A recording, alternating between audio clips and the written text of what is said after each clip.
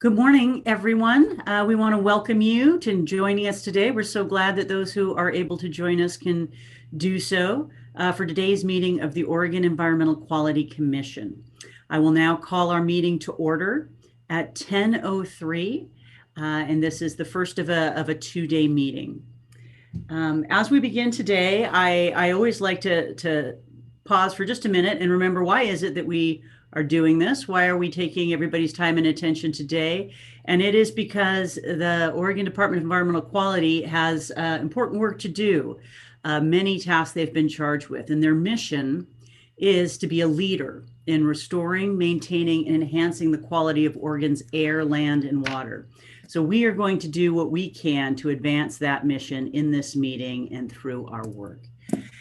And I also just feel as we begin today, it's important to take a minute and just recognize that once again, there are many Oregonians that are being impacted by wildfires, by drought. We are once again, just this, after last summer, already being impacted by historic wildfires in our state, and the kind of devastation and poor air quality that brings, and health impacts to people very directly and also through their health. We have chronic low flows in many of our rivers and streams, and those started unusually early in some places, although I hesitate to use that word because at some point, are we talking about drought, or at some point are we just talking about our rivers have changed? So terribly low flows, that impacts many people as well. Hot rivers certainly impacts our endangered fisheries that are already in many places of the state on the brink of extinction, and there are yet more challenges to them. So I believe that our work here is as important as ever. And so we will keep all those Oregonians being impacted in mind as we do our work. So again, welcome to everybody, commissioners. We have I have all of you pinned, and I try to keep a good eye open to see if you need to speak. But if I happen to miss you, please don't hesitate to use the raise hand function, which highlights that you have something that you would like to share. All right, with that, we have all been provided with the draft meeting minutes and had an opportunity to review those. Do we have any edits or amendments to the meeting minutes? Hearing none, I'll entertain a motion to approve them as presented. This is Commissioner Kyle. I move we adopt the meeting minutes. Second? I'll second that. Motion's been made and seconded. All those in favor say aye. Aye. Aye. Do we have any opposed? Hearing none, the motion passes and our minutes are approved. Next on our agenda, we have our commissioner reports. So who would like to kick us off? Commissioner Mosby. Yes, Chair George. Yeah, my liaison is obviously with the Department of Forestry, and as you mentioned, we've got some historic wildfires going. They're very busy. But there's also been a huge change. So just as far as the wildfires, the two that obviously that I have personal interest in, because my career was down in the Bootleg and the Klamath Lake County areas. That's an area that's dear to me.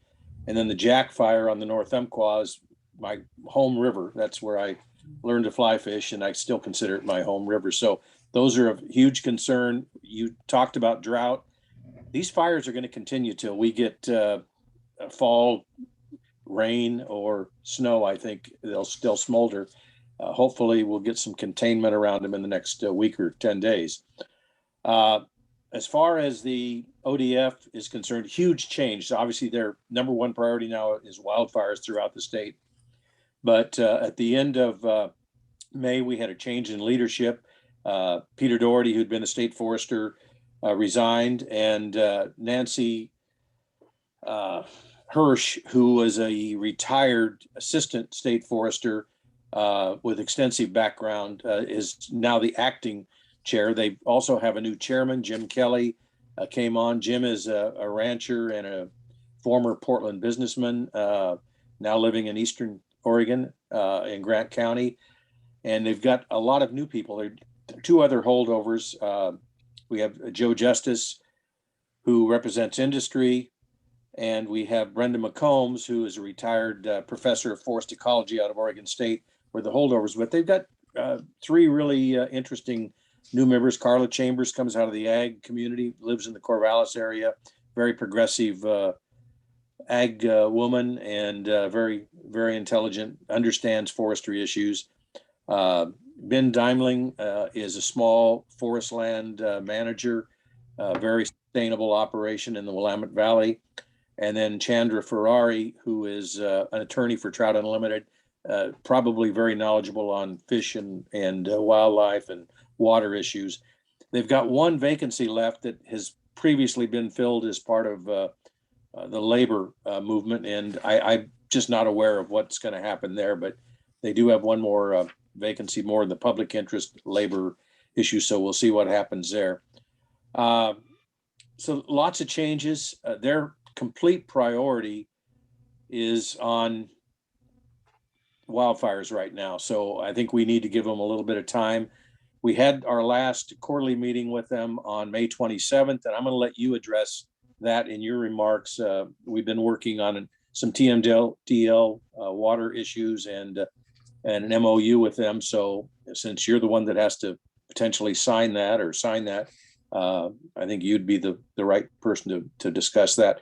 Other than that, as I near the end of my term, I'm a water guy, and while I love all our land issues and our air issues, and they all interact, I think these fires and this drought really play up the water issues. So I hope that in the future, someone will take up the mantle there. I know all of you care about water, but to me, that's the number one issue. We cannot live on this planet without water. Climate change is real.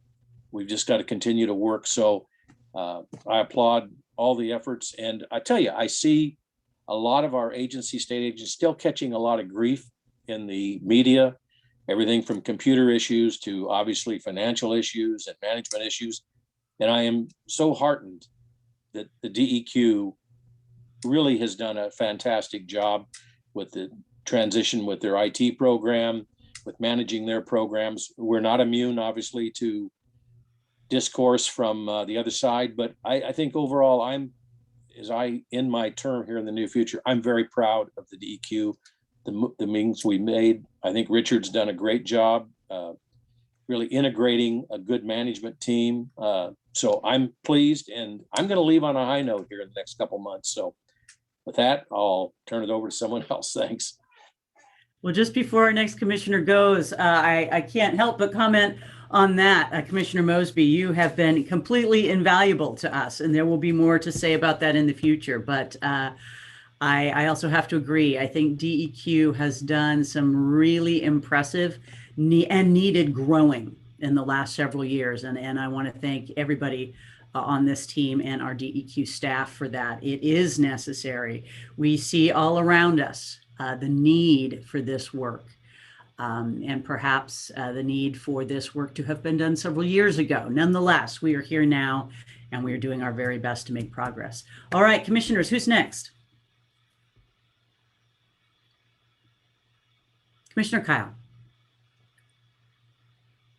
Good morning, everybody. I'll just keep it brief. We're going to have an OWEB board meeting next week. And at that July board meeting, we will be asked and approving about $114 million spending plan for 2021 to 2023. So there's going to be a lot of movement and activity there that's very exciting. There was also nearly $20 million in post-fire restoration funding that was given to OWEB or provided to OWEB to address upland, riparian, and floodplain restoration priorities following the Labor Day fires of 2020. So again, there's going to be a lot of movement there. And I hope opportunities to coordinate across agencies so that the funding and the restoration plans can serve multiple purposes and really try to restore kind of water quality in those areas. And then there was also a water and climate change position that was funded for 2021, 2023. that they are now hiring. So there's going to actually be somebody who will be focused on water and climate change for the next couple of years at OWEB, which again is another exciting opportunity for growth and coordination. So I think there's a lot of, I think in the very beginning, Wade told me that this would be the fun board to be on. And he was absolutely right. I've never been in a position where you get to kind of work with the community in this level. And I must admit that it's just so much fun. So I think there's a lot of resources that are going to be directed where they can do some good. So it's nice to see. Thank you. Vice Chair Barrasso. I don't have much to share other than just a reflection that as given recent events with the heat dome and the wildfire, that it just I would just hope to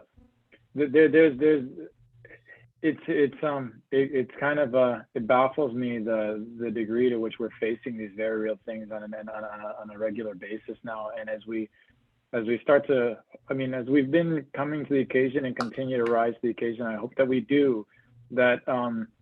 We start to we give thought to some just recognition that a lot of the solutions are there's gonna be a lot of interplay between whether it's more air conditioning units, more air filters, more clean rooms, and I really hope that given the expertise that DEQ brings around all of those different pieces, that we're central to those conversations.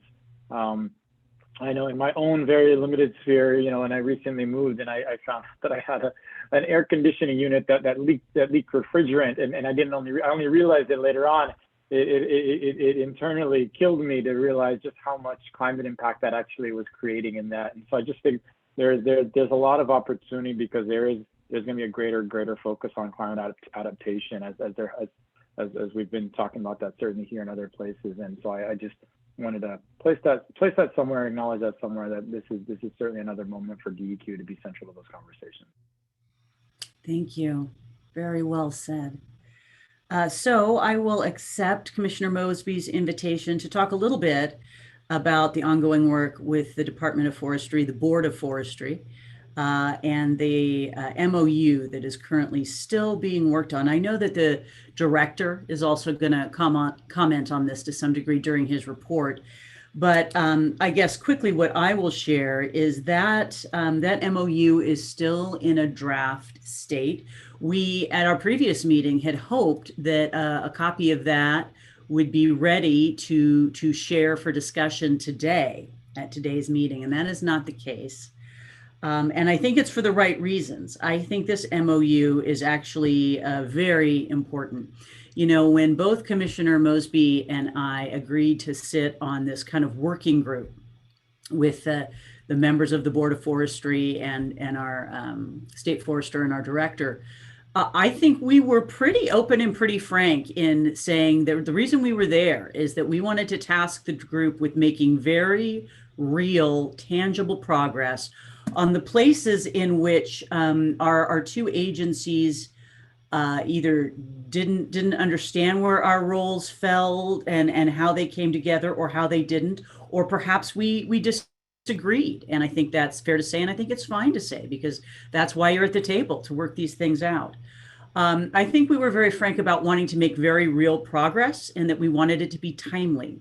We didn't feel that there was any time to waste. I appreciate the Commissioner's comment about the need for Tmdl implementation, and I share it. And I also wanted to be fair, and I want to say it's not only in the forestry arena where we need to see greater implementation. So that's very important to say. And certainly it is very important in our forest lands, as well as they so often tend to be the headwaters of our streams that are so critical for our fisheries. So I always believe it's worth pausing to make an agreement as valuable as it can possibly be. And I challenge our staff and our leadership to do just that, and to get it done, to get us a draft soon that makes very real progress on Tmdl implementation, that identifies how we're going to solve problems or disagreements when they occur, and how we are not going to just, pass the ball or let time elapse and not resolve problems. I think that's exactly what we wanted to do when we came to the table. And I appreciate the update on all the changing rules for our forestry folks, because that is really important to this work as well. We do know we are going to have a new Oregon forester, state forester, and that, of course, falls to the Board of Forestry. And undoubtedly, the governor's office will have some input on that. And just speaking from our role here, we know that whoever that person is going to be somebody who is going to be very focused on fire. And that's completely appropriate, considering the challenges facing our state. And I believe it can also be somebody who is very committed to finding a way that we will continue to conduct forestry in this state, and we can also do it while better protecting our rivers. So that is just speaking as one person, one Oregonian. That is my hope, and I feel very confident that that person is out there.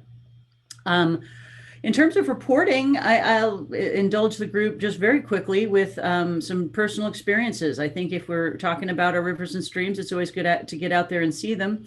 We were going to do our annual Grand Ron float, but the water was so low, so early, that dragging rafts for 4 days did not sound like fun. And it's not unusual, right, for you to get to the point in the summer where the river is not very floatable, but it is not typical for that to be, before we get to July. And so that is just one little anecdotal story, but the reality is across our state, many of our water systems are having very similar problems. We did get to spend some time on the Mackenzie, which was both beautiful and an opportunity to look at the devastation that happened up in that watershed.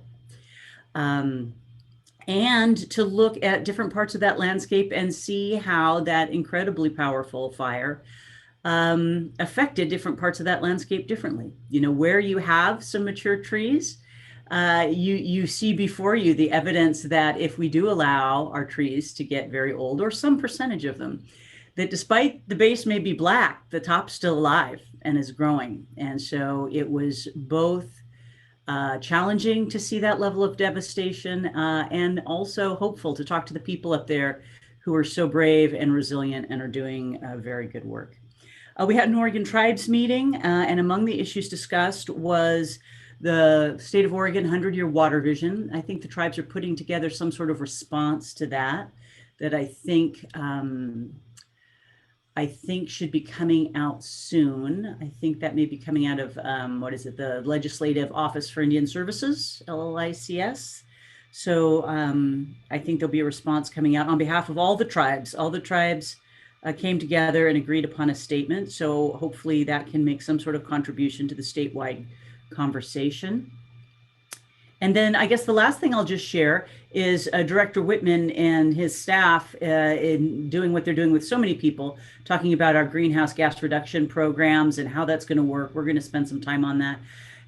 Came out and talked to the tribe that they're doing with many people, and talked about this idea of the Impacted Communities Project, that we are going to find a way through this project to make resources available to assist those communities who are so often most effective and disproportionately affected by environmental degradation. I think this is a great idea. I'm very excited about it. And as we discussed it, it also gave me opportunity, just thinking about the tribes I work with and the communities I work with, to just wonder, in many of these communities are also very capacity limited communities, right? They don't have extra engineers sitting around looking for projects. And so we can talk some more about that later, but it led to a good conversation with the director and others about it's a very nice idea to make grants available, and I'm very pleased that we're going to do that. But I just think that we are going to have to think very realistically that it may be more than money that will be necessary to actually enable communities without a lot of capacity to take on, even if the funds are available, to take on projects and implement them. So I know we'll be talking more about that. So those are the few things that I wanted to share. Any other thoughts on our reports? All right. Seeing none, we will move to our first action item, which is the Clean Water State Revolving Fund Loan Program Rules. Welcome. Great. Thank you, Chair George, Vice Chair Barrasso, Commissioners. My name is Justin Green. I'm the Water Quality Administrator for DEQ. The matter before you this morning is related to rulemaking conducted by the Clean Water State Revolving Fund. Recent changes to Oregon statute directed the program to adopt rules to allow for lending to nonprofits for the purpose of providing loans for septic repair, replacement, or connection to city sewer. Program staff and our rulemaking advisory committee worked hard to develop quality rules for EQC approval. I will now turn it over to Lynn Barlow, manager of the Clean Water State Revolving Fund. Thank you. Good morning. Thank you. Can you hear me? Yes, we can. Great. Good morning, Chair George and Commissioners. My name is Lynn Barlow, and I am the program manager for the DEQ Clean Water State Revolving Fund. Next slide, please. Today, I would like to describe the background and status of the program's current rulemaking. I will also explain what community development financial institutions are, explain pass-through lending on a basic level, and present the rulemaking's objectives, framework, and proposed rules. Next slide, please. About 30% of Oregon households rely on septic systems. As many as 10% of these systems fail each year, according to various estimates. This causes groundwater and surface water pollution that can harm the environment and public health. Septic system repairs can cost as much as $25,000 per system. In 2016, lawmakers allocated general funds to DEQ to address failing on-site septic systems, and nonprofit lender Craft 3 was selected to make affordable loans to Oregonians for septic system repairs. The on-site septic loan program offered via Craft 3 from 2016 to 2020 was suspended due to lack of funding. With Senate Bill 884, the legislature identified the Clean Water State Revolving Fund as a means to create a new long-term funding source to address septic issues. The 2021 and to 23 DEQ budget includes $2 million general fund monies to reestablish the on-site septic loan program.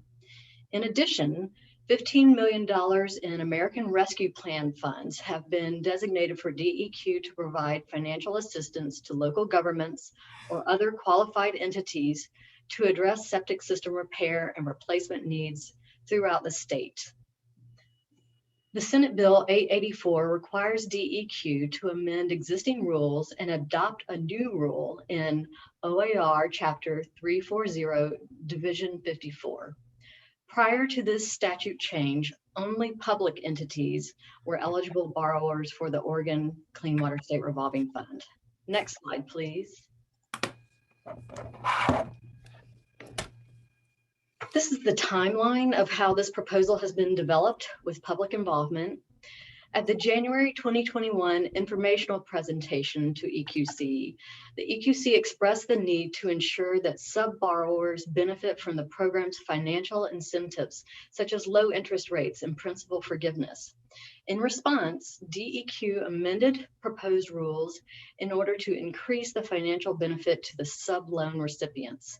To address the earlier concerns raised by stakeholders about making the terms attractive to Cdfis, DEQ further relaxed some of the lending parameters, such as allowing long-term deferrals for subloans.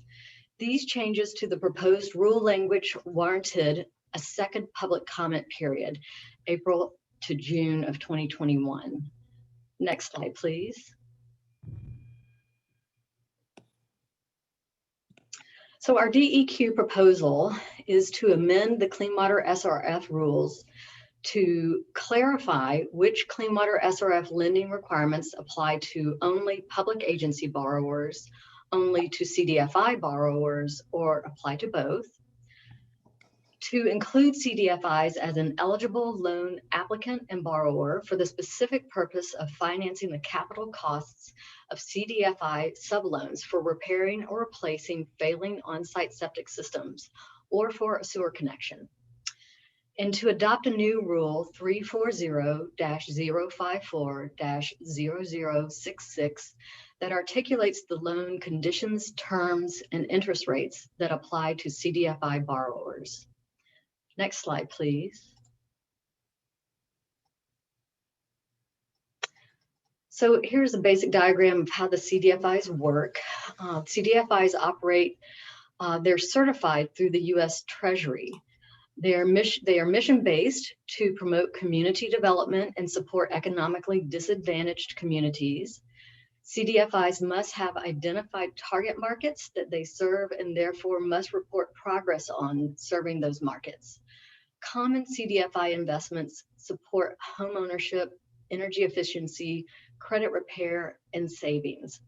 There are approximately 1,000 certified Cdfis nationally.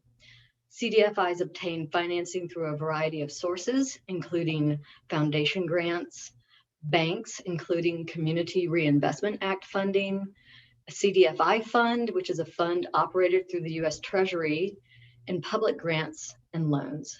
Next slide, please.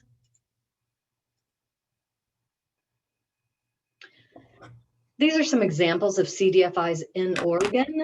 There are about 11 certified Cdfis in Oregon, and this list shows just a few.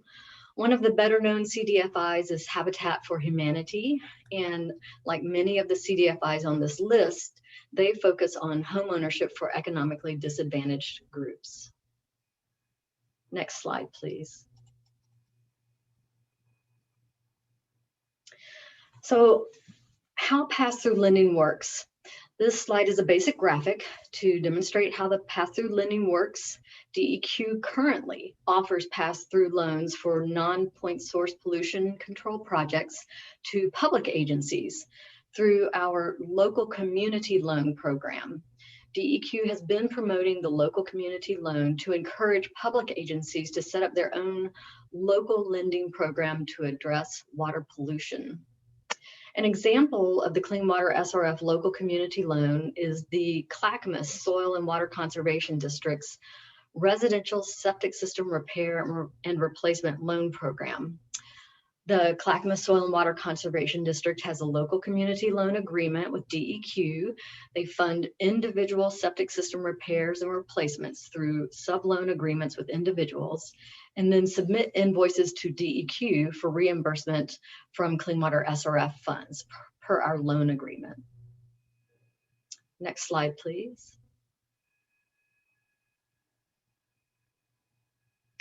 So the rulemaking objectives.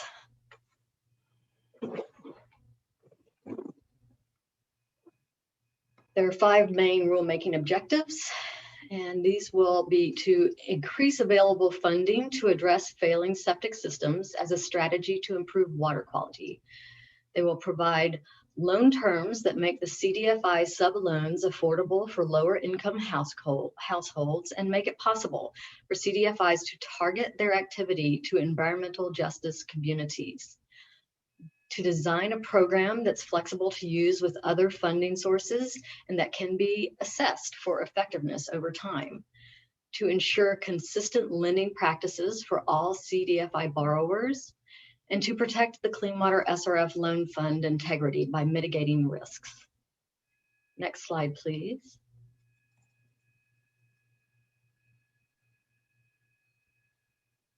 These next 2 slides will present our proposed framework and key elements for Cdfis. The draft rules outline a lending framework that was developed to mirror other Clean Water SRF lending requirements, while also ensuring affordability for Cdfis and their sub-borrowers.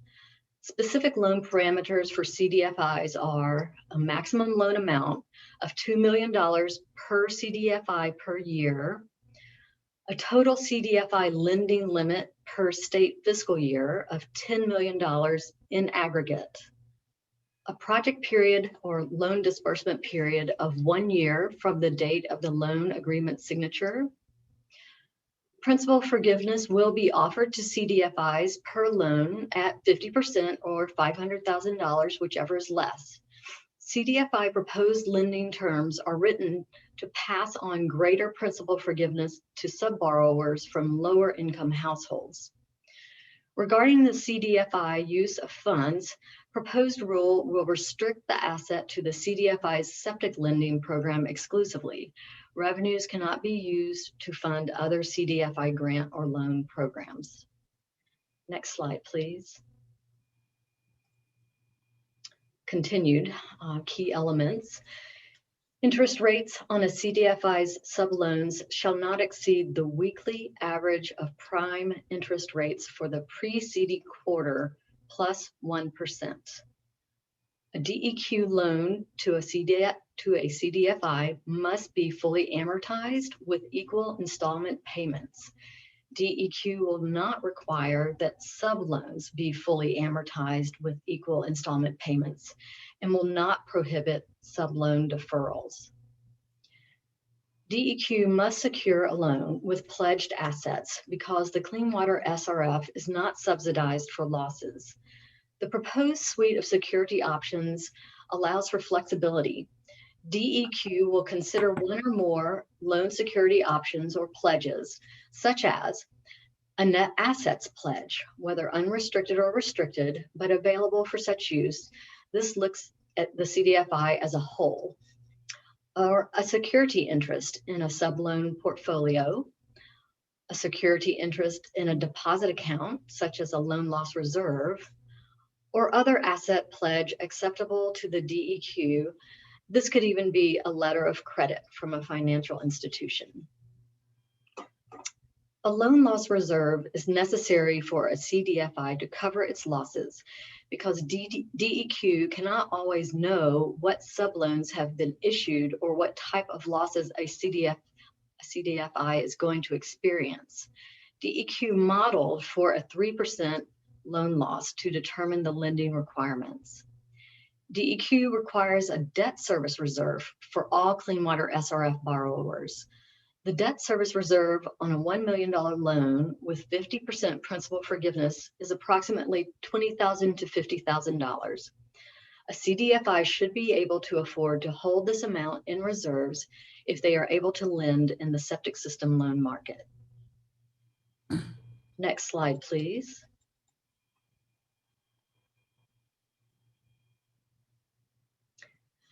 During the January EQC informational presentation, commissioners highlighted the need to ensure that sub-borrowers benefit from the program's financial incentives, such as low interest rates and principal forgiveness.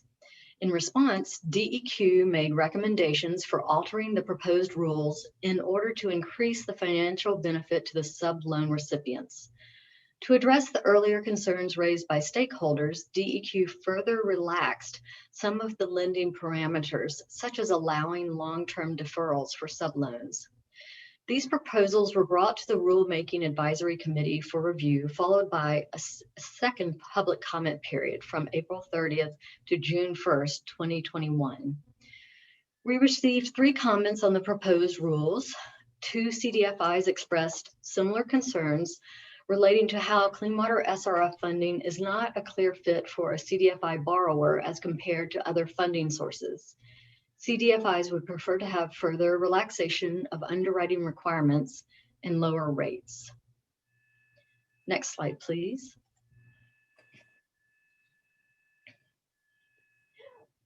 Our recommendation is that DEQ recommends that the Oregon Environmental Quality Commission adopt the proposed rules as seen on page 1 through 36 of Attachment A as part of Chapter 340 of the Oregon Administrative Rules.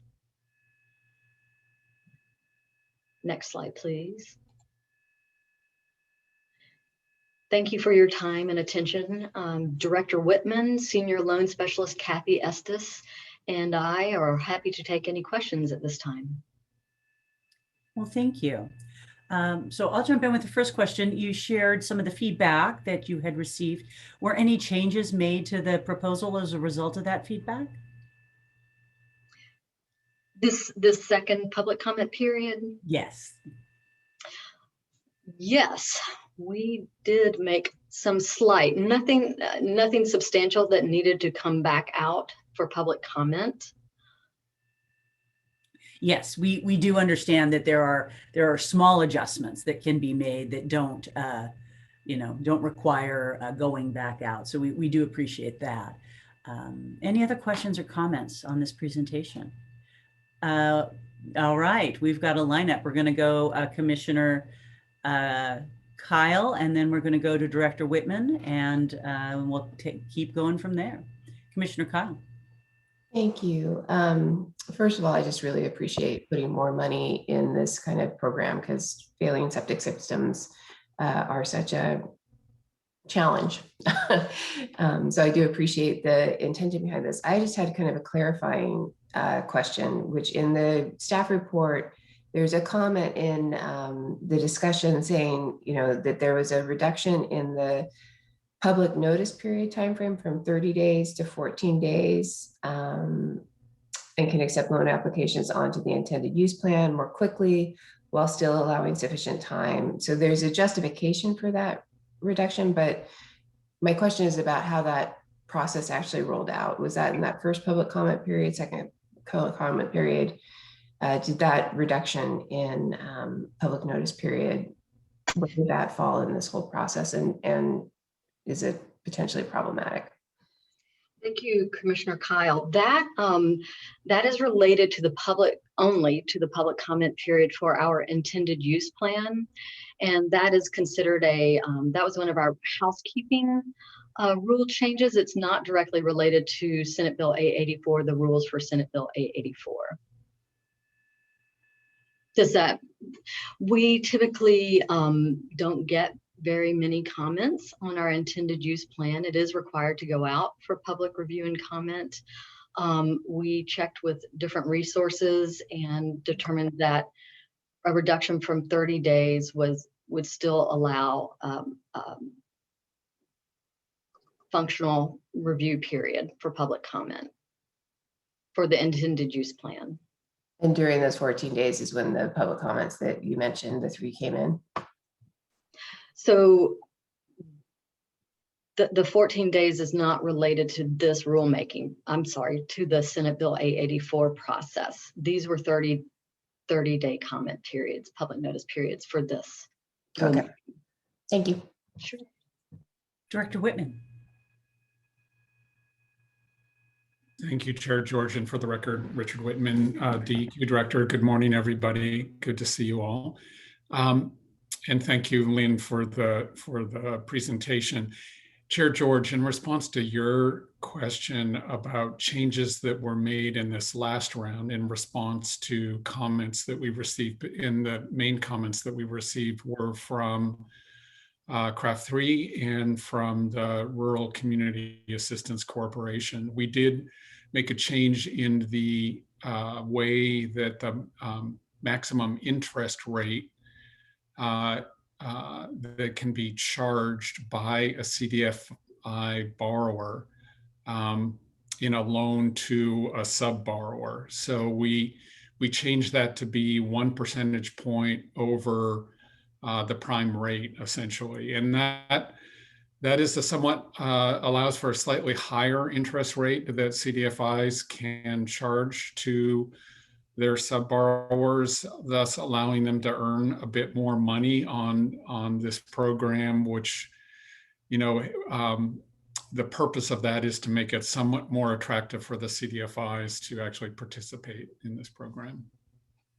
Thanks for that clarification. Commissioner Mosby. Yes, thank you, Chair George.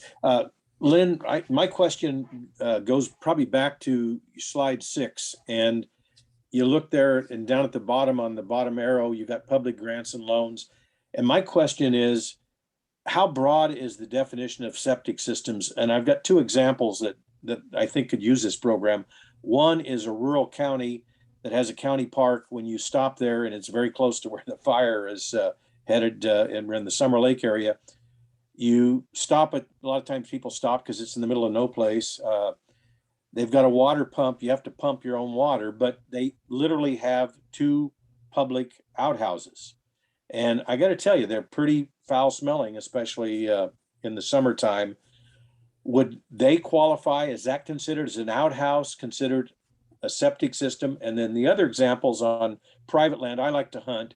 And I've been to some seasonal hunting camps where they have tent cabins. They actually have spring water and a faucet coming from a spring up the hill, but they have, again, an outhouse.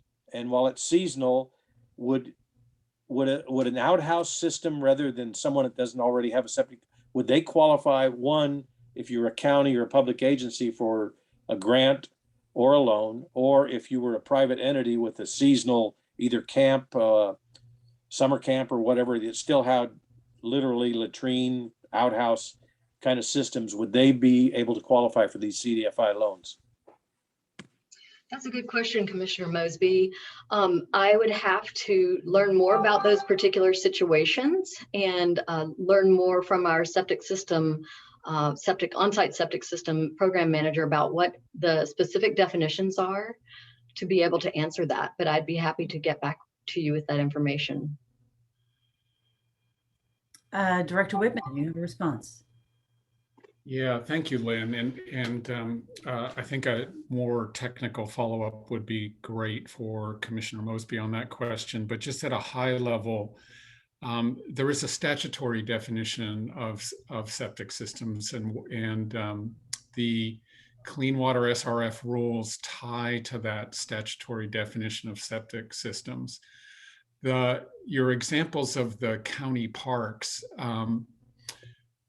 county park systems would be an eligible borrower already under the Clean Water SRF program because they are a public entity. So this rulemaking is really fairly narrow. It's targeted toward expanding who can borrow monies from the fund to these community development finance institutions. It does not change the definition of septic system in terms of what would be eligible. It's the who part rather than the what part that's being changed, if that helps clarify a little bit. Good. Well, I think we'll all be interested in hearing what that answer is. So thank you for following up on it. Vice Chair Barrasso. Thank you, Kath. Thank you, Chair George. Lynn, as I'm looking at some of the comments that came in, I'm trying to understand, and I appreciate, Richard, you speaking to, one of those changes after that second public comment period. My overall, I know that I know with these sort of financial instruments, it's a tight boundary in terms of figuring out how to make them work. They're complicated, and figuring out what it takes to make them work it's just as complicated. And generally, I think so I guess my overall question is, after those changes, can you reflect on just overall, like, how does that, I know there's a range of comments that were made around additional changes that would make this more workable for the CDFIs that did comment. And I appreciate hearing that one change around the interest rate. And I know that that's a problem. I suspect that's a meaningful change. What does this mean for the rest of the suggested changes? And what are you hearing in terms of, can this work? Is this sort of in this realm of a question mark? Are we prepared to come back if this doesn't work? I'd like to, the point is to make this work. And I understand the sort of DEQ's response and to some of those recommended changes, but obviously I want to get a sense for how we're going to sort of be tracking this and responding to this. So any sense on, like, we made this change, what were folks' response to that initial change around allowing the interest rate to go 1 percentage point beyond above prime? We are hoping it will be more attractive to the CDFIs, and to pan out to answer Commissioner Barrasso, your question about are we thinking of coming back, or how are we thinking that how this will be implemented, what will be accessible? There has been a lot of back and forth, as is obvious. It required an additional rulemaking advisory committee meeting. We've gone out to the public a second time. Lots of response to feedback. And then I'll remind the commission that we actually hired a financial consultant to work with us last year to help us develop these rules. It's a very different type of lending.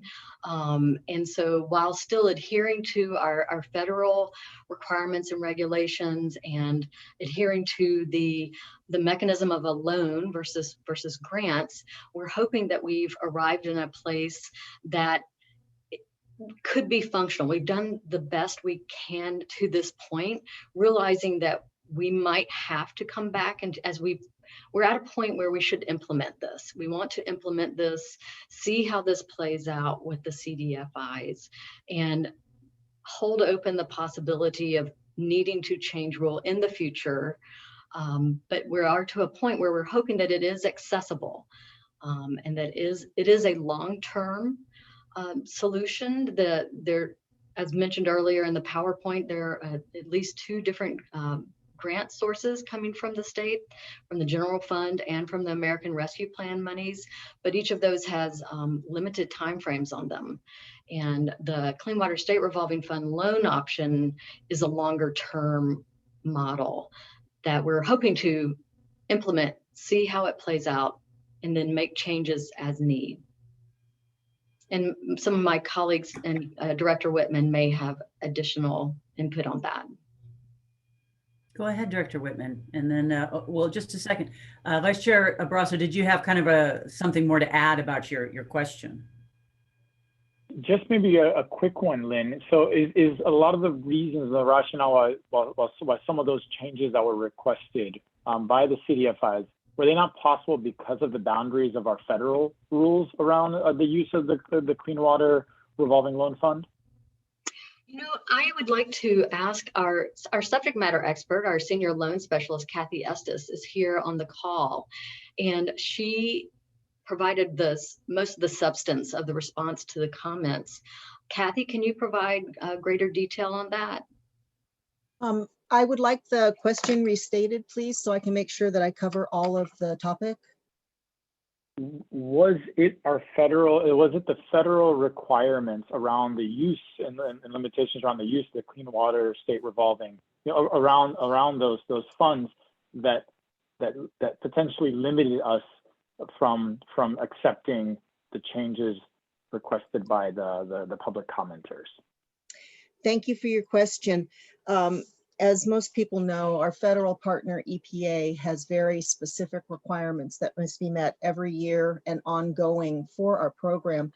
Paramount among that is that we have a fund that is available for infrastructure work in perpetuity.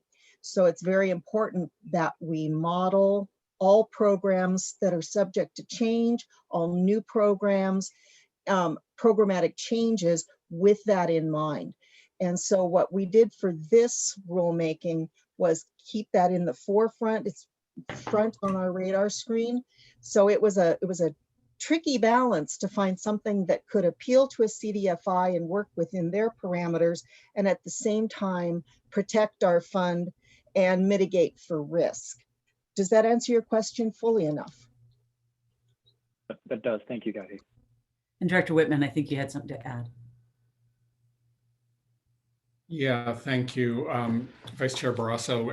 Excellent questions. And I want to maybe back up and take your question at a higher level.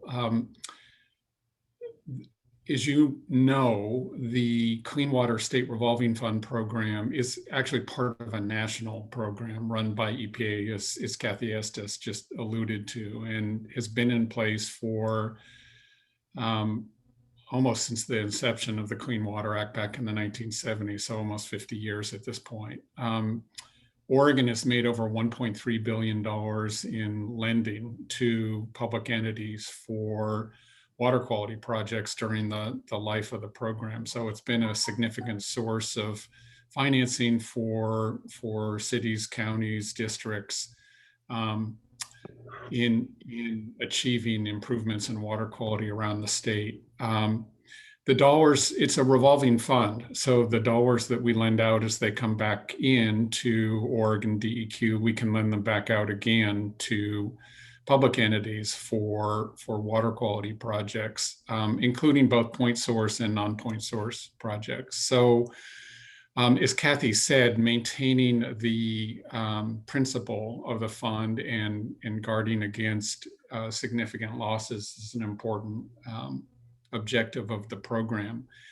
We are, with the expansion of this rulemaking that's proposed before you, attempting to begin to push the program into areas where it has not gone before, and more specifically to making resources available to parts of our communities that haven't had access to help in improving water quality in the past. And so our rural areas of the state, where most households are reliant on septic systems, have not had, for the most part, have not had access to this incredible resource. And this is a national policy problem. It's not just an Oregon issue. Many other states are concerned about how do we get some of these resources out to rural communities that have been underserved by this type of resource. So this is a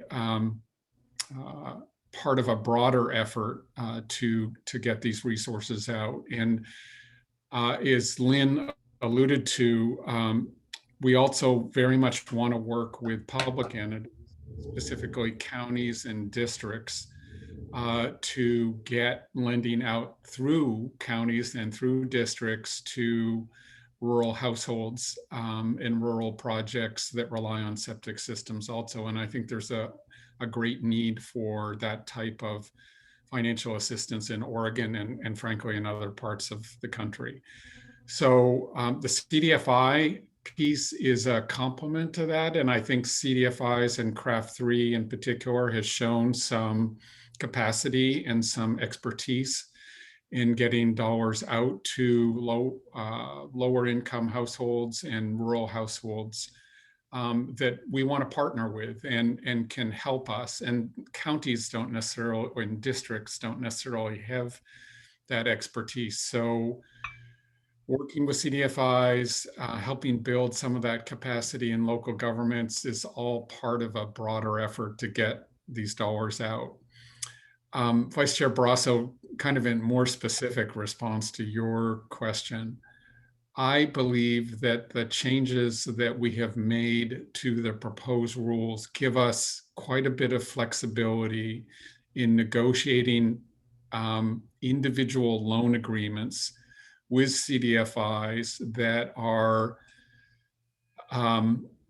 attuned to the particular types of lending that a particular Cdfi wants to do. So going into some of the specifics of what we require by way of underwriting our loans, there is a fair amount of flexibility in these rules, and I believe we can make it work if we have a Cdfi that really wants to make it work also.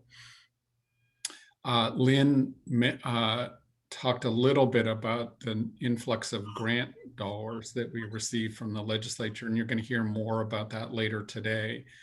But one of the things that I think is likely here is a pairing potentially of grant dollars with loan dollars, both for Cdfis and potentially for local governments, to stretch out those grant dollars with some relatively low-cost loan dollars also to get more dollars out total for failing septic systems. And so that's our intent here, is to pair this lending from the Clean Water SRF probably with some grant funding to figure out what's needed to make it work for Cdfis or a county or a district. And that's going to have to be negotiated to some degree on a case-by-case basis with individual entities as we do this work over the coming year or two, using the ARPA dollars that we received from the legislature to supplement the loan dollars with grant dollars. So that's to kind of paint that picture of where we're at and how the grant dollars likely fit together with the loan dollars. And finally, to just second what Lynn said, it is very possible that we will need to tweak as we negotiate some of these agreements with a county or a district or a CDFI, if we run into issues that are major obstacles to getting money out the door, then we will have to come back to you and make adjustments. Well, thank you for that. And I think we'll be there for that as well. We'll be eager to hear how well it works in getting those dollars out the door and implemented to address this urgent problem. And we will want to also support you in doing whatever is necessary to make sure that happens. This is a huge problem. So I think we're very pleased that more people and more communities will be getting assistance. Any other questions or comments?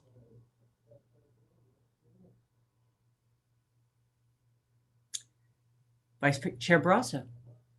It's hopefully maybe this is quick. It would be great. Just it's a comment really. It'd be great. I would love to see this come back, both in terms of just a sense for like, and it could be an email follow up, but just a sense for what do we expect. And I know we may not have. I mean, this is a new program, but what do we expect in terms of uptake so that we can kind of come back and do a gut check and say how's this, so that at least up front we have some sense on what are we expecting as an agency, so that it can be a place where we can at least hear from you all earlier on and later on maybe make it a point of opportunity to check in and say, is that happening? Is that playing out? Just Director. one suggestion, and it doesn't have to be here. Director. Thank you, Chair George, Vice Chair Barrasso. Just real quickly on that. So the maximum amount that under these proposed rules that we would be able to lend to CDFIs per year is $10 million total, $2 million to any one CDFI. So that's the upper limit. To give you a sense of scale, in the last full year of reporting, the Clean Water SRF loaned $85 million, I believe is the number from our last full annual report. So this is currently envisioned would be no more than roughly about 12% of CDFI lending. That's just a kind of ballpark figure, just for you to have in your heads as you think about this. I would be surprised if we lent that much, particularly at the onset of the program, but we want to start, I would expect we're going to see, if this is successful, I would expect we're going to see something between, $4, $5, $6 million in the initial years of lending for this to CDFIs. And hopefully we'll see some lending also to counties and districts and public entities. Very good. Thank you. Any other comments or questions? All right, I think we have exhausted the comments and questions. So we are, I think, ready for a motion. I will entertain a motion. Chair George? Commissioner Barrasso. I mean, was that a motion coming from Commissioner Mosby? We'll give you the space to do that. Sure. Thank you, Chair George.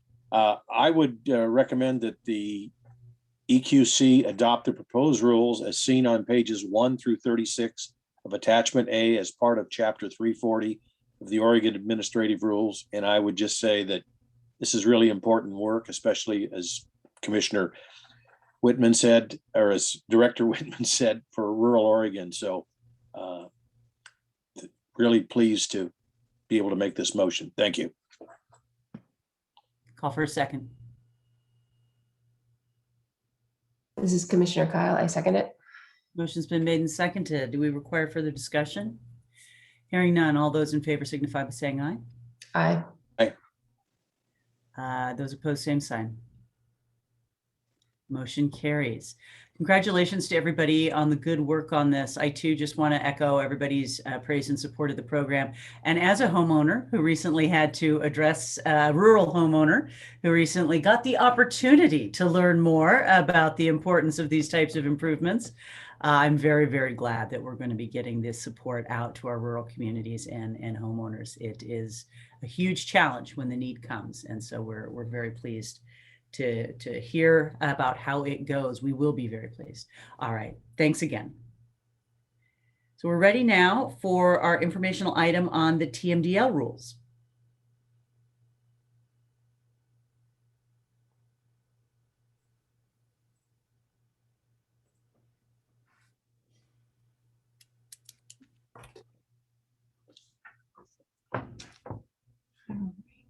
Good morning, Chair George. I'm just gonna check and make sure my co-presenters are on. It's kind of hard to see everybody.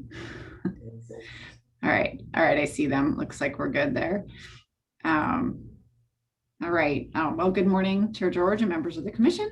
For the record, my name is Jennifer Weigel, and I am the Water Quality Deputy Administrator. I have two other folks with me here today. I have Jean Foster, who is the Watershed Management Manager, whose section leads the work on Tmdls, non-point source policy work, and source water protection. And I also have Michelle Martin, who's a project manager within our water quality program, who is the project manager for this effort. So today we're going to provide you an update on a new rulemaking that we are initiating for Oregon Administrative Rules, Chapter 340, Division 42, those are the regulations that govern our total maximum daily load development and issuance. So today what we're going to do is that amongst the three of us, we'll be providing you a quick refresher on TMDLs and how and when we do those, a summary of the changes that we're proposing and why we're proposing those changes, as well as the rulemaking schedule for this effort. So I'm going to go ahead and start things off and then turn it over to Jean in just a bit. Let's see, next slide, please. Okay, so just a brief refresher on total maximum daily loads. So as many of you know, TMDLs are a written and quantitative plan and analysis for attaining and maintaining water quality standards, and includes the elements described in state and federal regulations, which Jean's going to go over a little bit more detail in just a moment. Just briefly, the key elements in a total maximum daily load include a calculation of the maximum amount of a pollutant that a water body can receive and still meet state water quality standards. They also include allocations of portions of that amount of the pollutant to the sources that we identify through our analysis, and a water quality management plan, which then provides the framework for implementation of that TMDL load allocations to achieve water quality standards. So it sets the basis by which the sources we identify would then proceed in reducing amounts of those pollution in order to achieve water quality standards. As you know, water quality standards are developed to protect uses identified in the state's waters. So these uses include frequently many of the following types of things. So things like fishing, recreation, drinking water, agriculture, industry, fish and other aquatic life, the types of things that we are identifying in most water bodies to be protected by our water quality standards.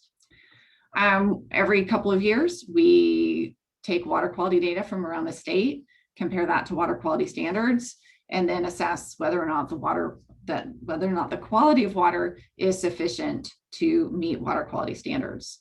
Where we identify that those standards are not being met, the Clean Water Act then requires us to develop TMDLs for those water bodies. So with that just brief refresher, I'm going to turn it over to Jean to just talk a little bit more about the Clean Water Act's framework for TMDLs. Thank you, Jennifer. Chair George, Vice Chair Barrasso, members of the commission. For the record, my name is Jean Foster with Oregon Department of Environmental Quality, manager of the Watershed Management section. and I'm going to be going through the Clean Water Act framework for Tmdls. And as Jennifer mentioned, the start of this is the water quality standards that protect the beneficial uses, then the monitoring data that's collected as compared to the standards through the integrated report, and those water bodies that are not meeting water quality standards through the assessment methodology for the integrated report are listed in category 5 and/or also called the 303D list, identifying that Tmdls are needed to reduce the pollutants that are causing or contributing to standards not being met. The Tmdls implementation occurs for both non-point sources and point sources, and that part comes after the development process. The Tmdl development process, as mentioned previously, relies on science, technical analysis, and also the federal and state authorities that we have that are in place for development and implementation of Tmdls for the reduction of these pollutants that are coming from either point sources or non-point sources for achieving water quality standards in those water bodies. And going on to, we can go on to the next slide then. I'll go into more detail on that part of the Tmdl development process.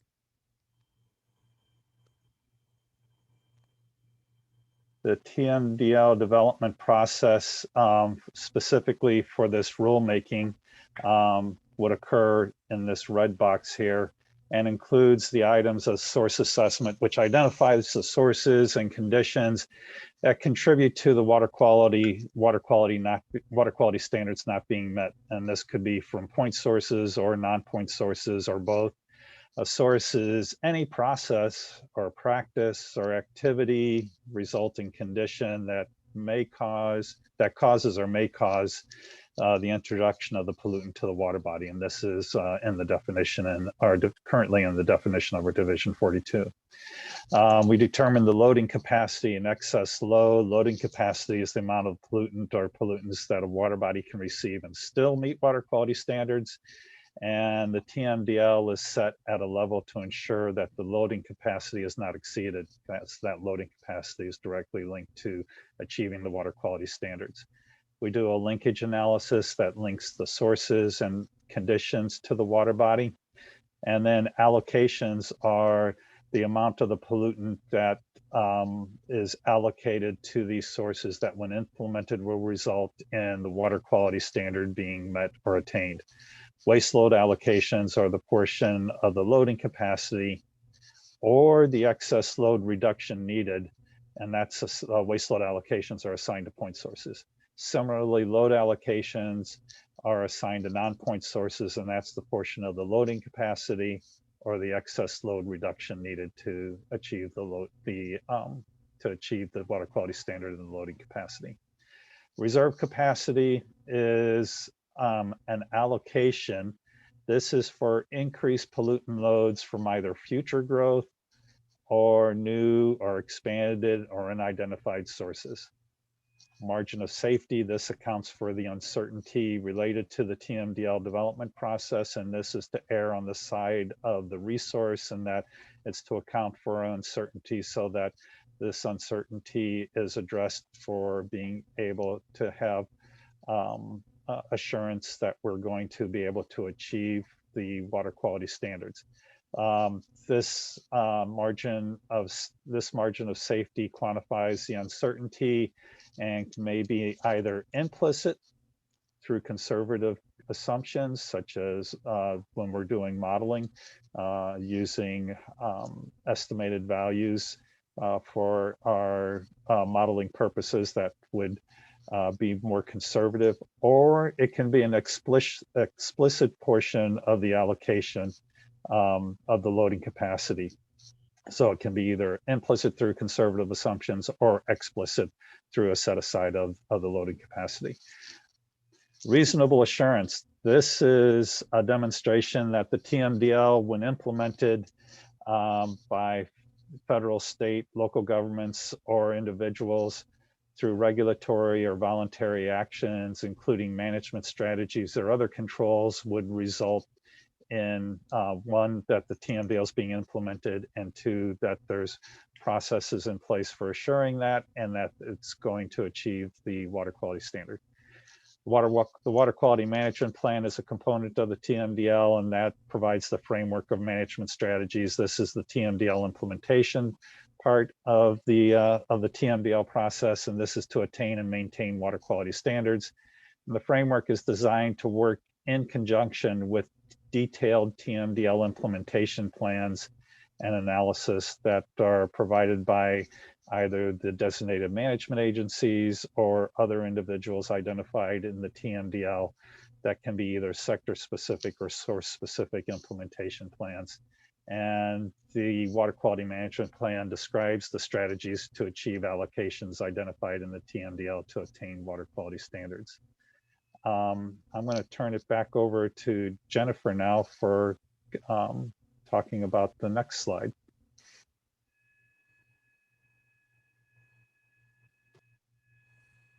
Thank you, Jean. So I'm going to talk a little bit about why we're conducting this rulemaking. So we are planning to conduct a narrow rulemaking with its primary purpose to be aligning the state rules governing Tmdl with the state statute. The state statute already allows Tmdls to be issued by either rule or order.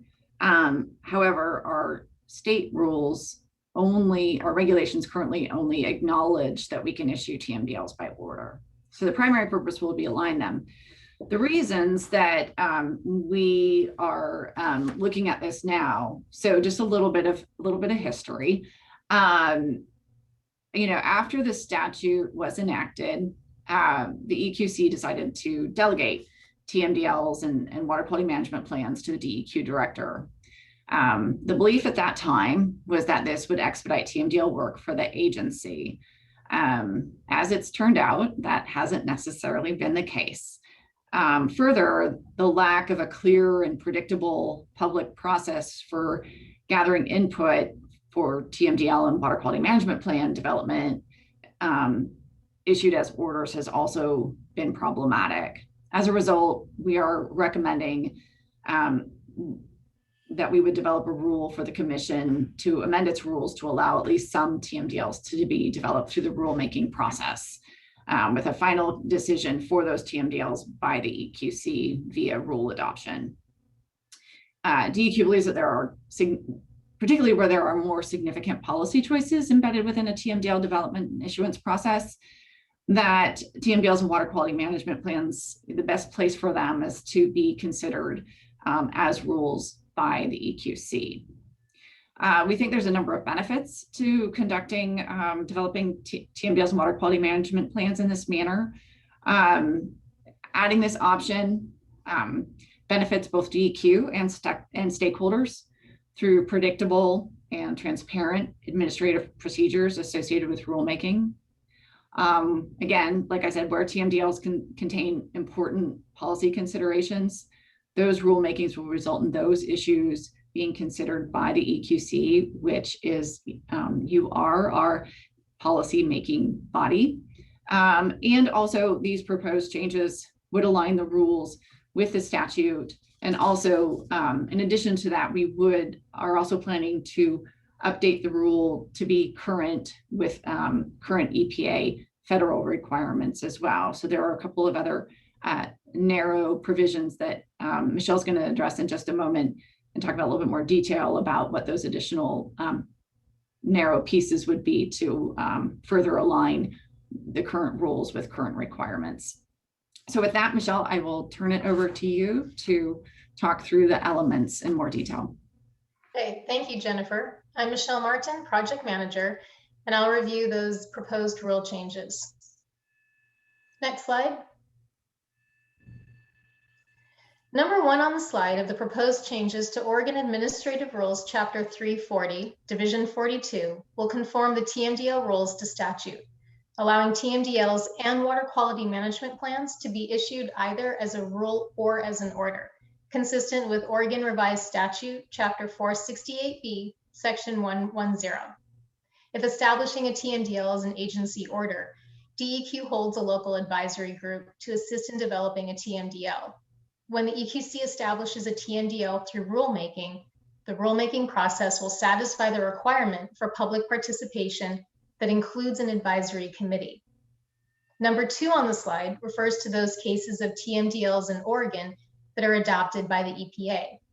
Where the EPA adopts the TMDL, DEQ is still responsible for a water quality management plan outlining how the TMDL will be implemented. EPA action to establish a TMDL for water bodies in Oregon would specify that the EQC can issue a water quality management plan by rule to implement EPA's TMDL, or the director's authority to issue the water quality management plan by order. And number 3 shows proposed revisions to update the rule language to reflect current EPA requirements established by case law, which is A through C on the slide. A, add daily load to the definition of TMDL. Recent court cases have clarified that the TMDL must express loadings as daily loadings in addition to any other metric such as monthly or annually. B, update the definition for reasonable assurance that is already operational in state TMDLs. And C, add language to reasonable assurances of implementation from the federal interpretation. Additionally, letter D on the slide is to clarify the term responsible person that is or may be a source of pollution that is not a designated management agency. DEQ has been using this definition in recently issued TMDLs. As a reminder, a designated management agency is a federal, state, or local agency that has responsibility to implement the TMDL. The proposed rule would clarify the term responsible person as any other entity that has control over the source pollution. Next slide. Just a minute. I hate to put you on the spot because you might not have this language right in front of you, but could you just speak to the items B and C? What is this updated definition of reasonable assurance? If you could speak to that a little bit, that would be great. Sure. Jean, do you want to take that?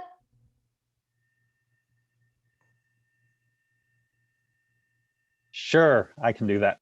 So this reasonable assurance, so in our division 42, our current definition of reasonable assurance is a demonstration that a TMDL will be implemented by federal, state, or local governments or individuals through regulatory or voluntary actions, including management strategies or other controls.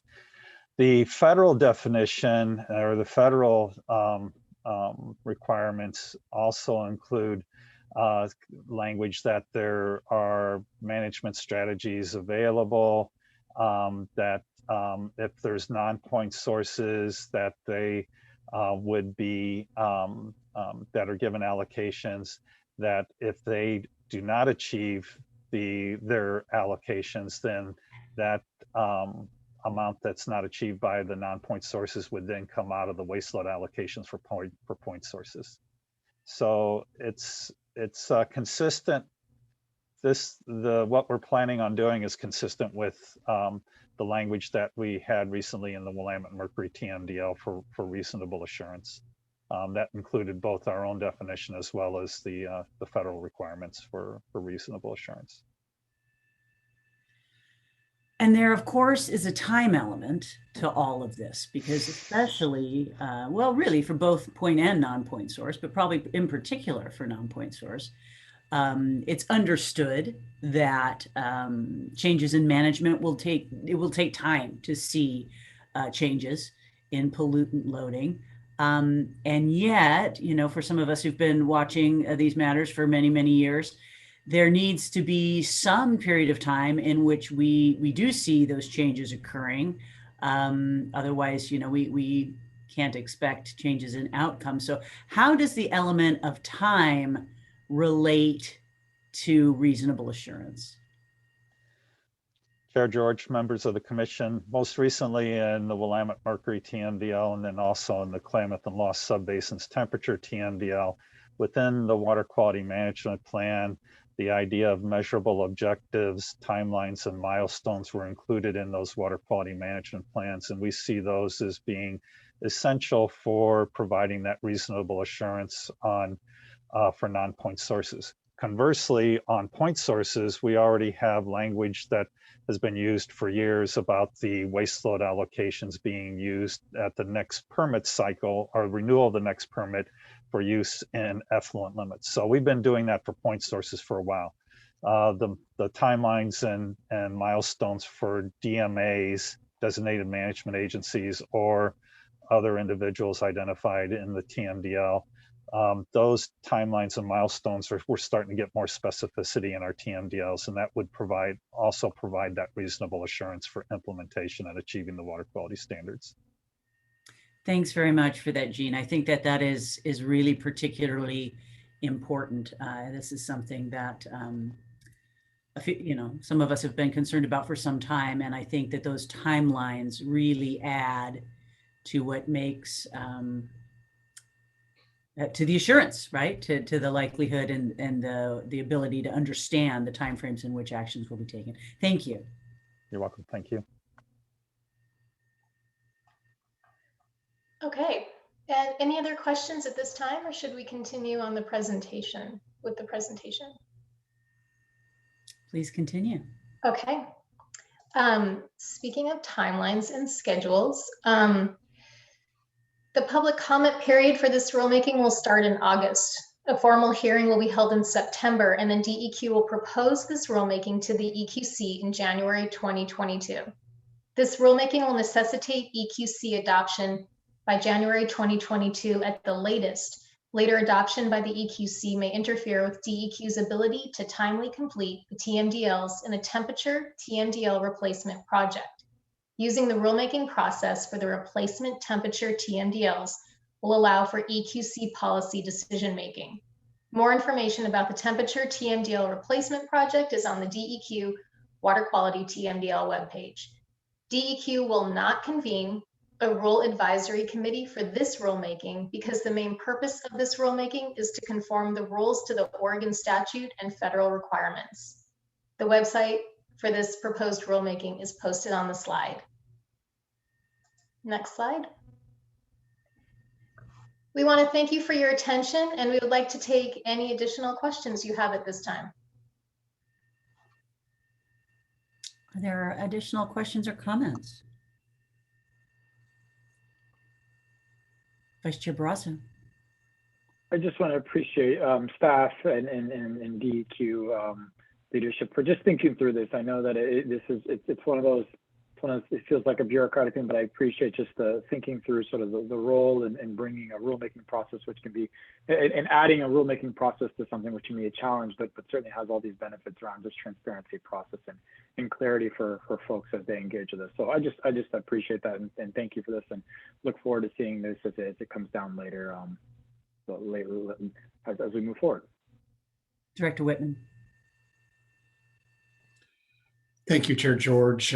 Commissioners, again, for the record, Richard Whitman, Oregon DEQ Director. Just a reminder around some of the context for this, and Michelle talked about it to some degree, but we are, a lot of this work around Tmdls is the result of litigation that has occurred over the past decade or so, including litigation that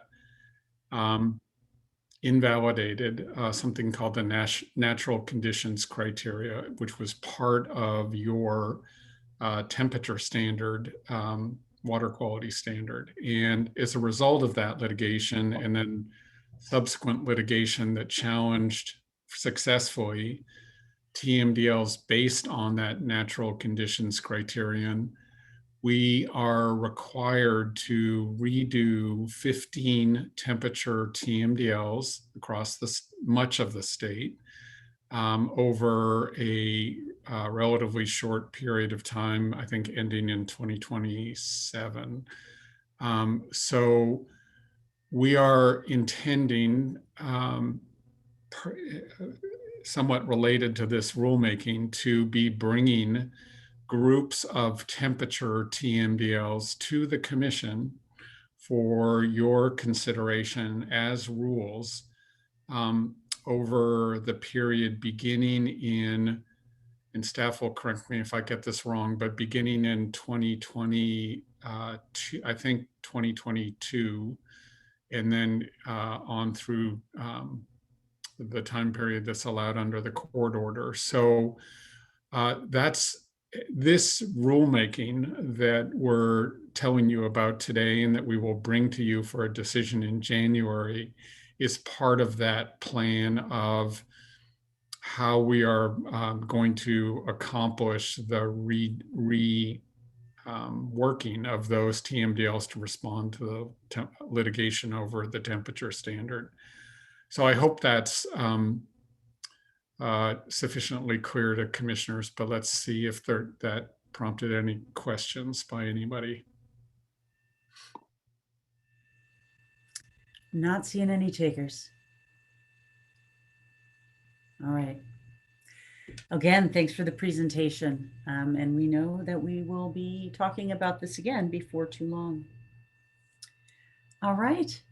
Thanks, everyone. Our next agenda item is an action item, and this has to do with our Cafo MOU, something that came before the EQC, and then based on additional discussion, additional work was done, and now it is coming back to the EQC table. So we will turn it over to the folks responsible for this presentation. Great, thank you. Chair George, Vice Chair Brasso, Commissioners. Once again, my name is Justin Green, Water Quality Administrator for DEQ. The matter before you this morning is the proposed 2021 Memorandum of Understanding between the Commission and the Oregon Department of Agriculture for the Confined Animal Feeding Operation Program. And we'll be referring to Confined Animal Operations as CAFOs during this presentation. Oregon statute directs the EQC and ODA to have a Cafo memorandum of understanding, and the current MOU will expire at the end of this month. I have the next slide, please, Stephanie. The memorandum of understanding will continue the interagency framework for regulating CAFOs, combining the expertise and authority of both of the agencies involved. The approach with this MOU is to leverage the expertise of each agency, continue the active partnership for effective Cafo regulation, and protect waters in the state. And so I will turn it over to Jeff Rabinowitz, our program manager. Thank you.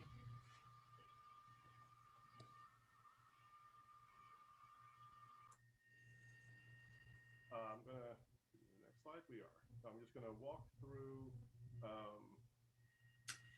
Yes, the speaker is very quiet. Could you get a little bit closer to your microphone, maybe? I can. Let me see if I can adjust the settings for the microphone as well. It sounds like it's getting a little bit better. So whatever you're doing seems effective. All right. I could actually talk a little bit louder if that works for you. That works great. Yeah. Okay. If this changes in the volume, I apologize for screaming and having people kind of have to hear my voice that loud. Hold on, let's pause. Commissioners, can you hear the speaker all right now? If you could be louder, it would be better. Okay, I will talk a little bit louder. I'm not sure what's going on with the computer, so I apologize for that. So again, good morning. I'm Jeff Rabinowitz, Water Quality Permitting Program Development Manager with Oregon DEQ. And very good, so you can hear me. Okay, I'm going to briefly go over the MOU roles and responsibilities as they've existed for a while now and will continue. So for ODA, they review the plan specifications, and they will also then permit the applications if it meets all the requirements. DEQ assists in the plan reviews with the expertise in the specific areas that will be necessary and in concert with ODA. ODA also does the compliance inspections, and again, DEQ provides technical subject matter expertise when necessary. ODA currently maintains the permitting and compliance database. This is going to be changing most likely midpoint of next year or sometime thereafter with your DEQ Online. It'll be migrating over to that. And once that occurs, the EQ will be taking a very active role in the training and guidance of that process. The main point to all this is just really how ODA and DEQ work together in developing the water quality permits. Next slide, please. All right, and I apologize for this up front, but just in case anyone is not able to see this, I'm just going to read through the definition of the confined animal feeding operation as defined in OAR 603. The concentrated confined feeding or holding of animals or poultry in buildings or in pens where the surface has been prepared with concrete, rock, or fibrous material to support animals in wet weather, or that have wastewater treatment works, or that discharge any waste into waters of the state, or an animal feeding operation that is subject to regulation as concentrated animal feeding operation pursuant to 40 CFR 122.23. At this point, I'm going to turn it over to Wim Matthews with the Oregon Department of Agriculture, and he's going to go over some of the more specifics with the Cafo program. So Wim. Oh, good morning, Chair George and members of the commission, and thanks, Jeff. So could we go to the next slide, please? So in this slide, we're looking at a depiction of a Cafo facility. On the left-hand side of the slide is what we define as the production area, and on the right hand of the slide is an aerial photograph of a Cafo production area and all the associated land application areas. And so two of the main functions that ODA provides in this partnership is that we accept applications both for new permits and renewals for facilities that are already on permit that are renewing to a new general permit, and process those applications. And that process includes collaboration with DEQ first and foremost, but also with other agencies depending on the nature of the facility. As we work through processing those applications, reviewing plans and specifications, and moving on to decision points where we're able to renew those applicants to new permits or issue new individual permits to those applicants. The second activity that is a major part of our work is inspections of facilities. And currently we have 510 facilities registered across the state, various different types of animal species on those facilities. And we conduct permit inspections on a 10-month schedule. So our inspectors go to the facilities and review the records that are required to be kept for the permits. They review the production area facilities, and so that's a visual inspection of all the facilities. And as you might imagine, on smaller CAFOs, that can take a short amount of time, and on some of our larger CAFOs, that takes several hours or possibly even days, depending on the size and complexity of the facility. We also inspect the land application areas, and especially trying to go to a land application area where there is active land application occurring or has just recently occurred, in order to assess compliance with that activity. We also conduct complaint inspections when we receive complaints on permitted facilities, and conduct inspections at the request of permittees in order to plan for future activities, expansions or changes that they may be proposing, in order to make sure that they can be compliant with the permit requirements as they implement those changes. All right, next slide, please. So this slide talks about the— Excuse me. Sure. Commissioner Kyle and Commissioner Wade, can you hear the speaker and Brasso? I can hear him. Okay, perhaps the problem's, that's what I'm just trying to identify. Maybe the problem is on my end. So if that's the case, I'll stop interrupting the gentleman. Everybody else's audio is okay? Give me a thumbs up.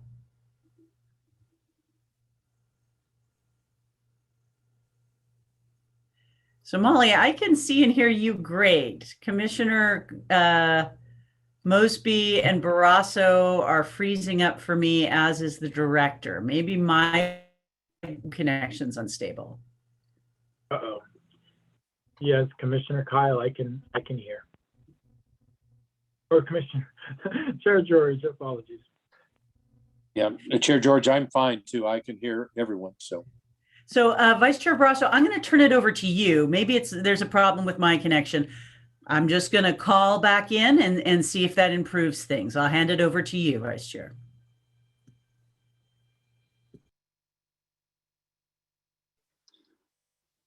All right, so thumbs up to continue here. All right, thank you so much. So on this slide, we're looking at the different types of permits that ODA and DEQ issue. And just recall that both of the agencies jointly issue the permit. So the permits are signed by members of both of the agencies. We're issuing NPDS permits, both general and individual NPDS permits to CAFOs. And we also issue WPCF, both general and individual permits to CAFOs. So 2 different types and 2 different flavors, 1 flavor of each type that we issue. 72% of our 510 facilities are currently registered to an NPDS permit, either a general, the vast majority on a general permit, or to an individual NPDS permit. So 362 of the 510 facilities are on the NPDS general permit, and 4 of the individual permits are NPDS registrants. You'll note that the NPDS general permit is expired currently, and the agencies in another process are working to develop a new permit and get that out to public notice so that we can renew the folks that are currently registered to that expired permit. The WPCF permit, the registrants on that comprise 28% of the permit universe, and 143 of those are on a general permit that expires in September 2025. And 1 facility is on a WPCF individual permit. And the individual permits have varying expiration dates depending on their permit. All right, next slide, please. So this slide breaks the permit universe down just a little bit further and discusses only dairy facilities that are registered to all these different types of permits. And so dairies are a little bit unique in the registration, where the numbers on the facility that dictate the size that we assign to them are based on the mature animals only. So cows that are milking or that could be milked, not heifers or calves, or so a cow that has never had a calf and has not been milked yet is not counted in these numbers. And for these dairies only on general permits, there are 238, and dairies on individual permits, there are 5. When you further divide that on down to the NPDS general permit, there are 193 dairies on an NPDS general permit, and they divide up in size as 55 of those 193 are small facilities, less than 200 head. 96 of them are medium, between 200 and 699 mature cows, and 30 of them are tier large. The tier designation is relatively new for the agencies. So that's a 700 to 2,499 because we're dealing with general permits here. 12 of our general permitted dairies are a large tier 2, so 2,500 or more mature cows. The WPCF breakdown, a smaller number, 45 in total. More of the WPCFs are smaller facilities. The vast majority of them are small, 27, 17 medium, and only 1 tier large WPCF general permit registration. In the individual permit universe, 4 of them are NPDS. 3 of those are the large tier 1, and the tiers are different for individual permits.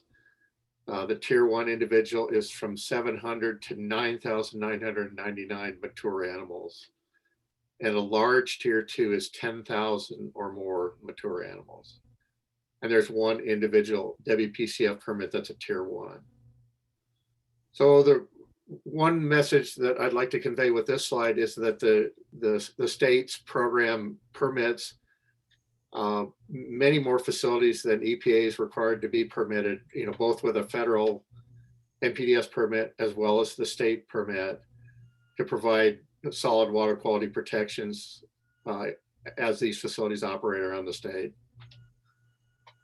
And I think that's the last slide that I have. So Jeff, I'll turn it back to you.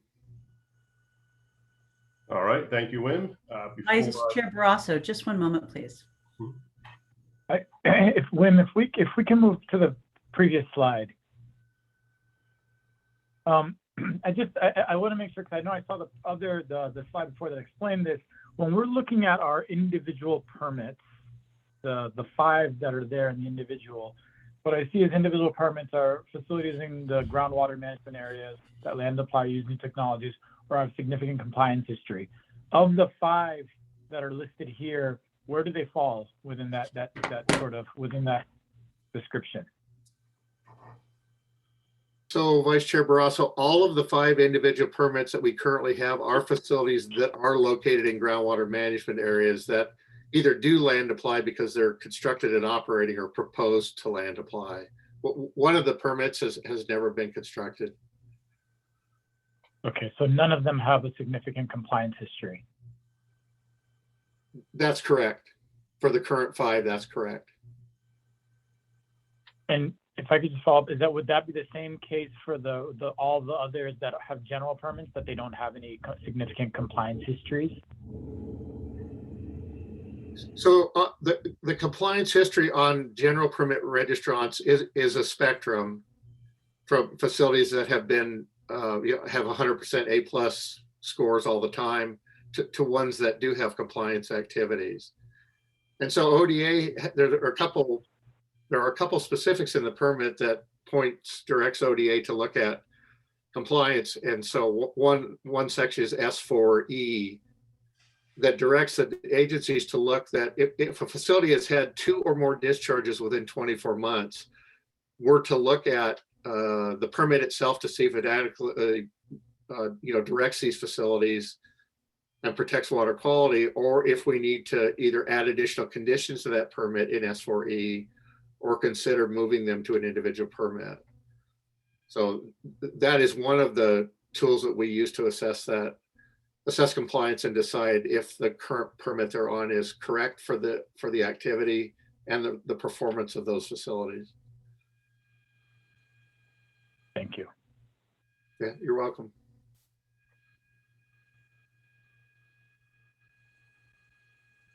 Okay, if we can go to the next slide, please. Before I continue, I want to make sure my volume is okay for everybody.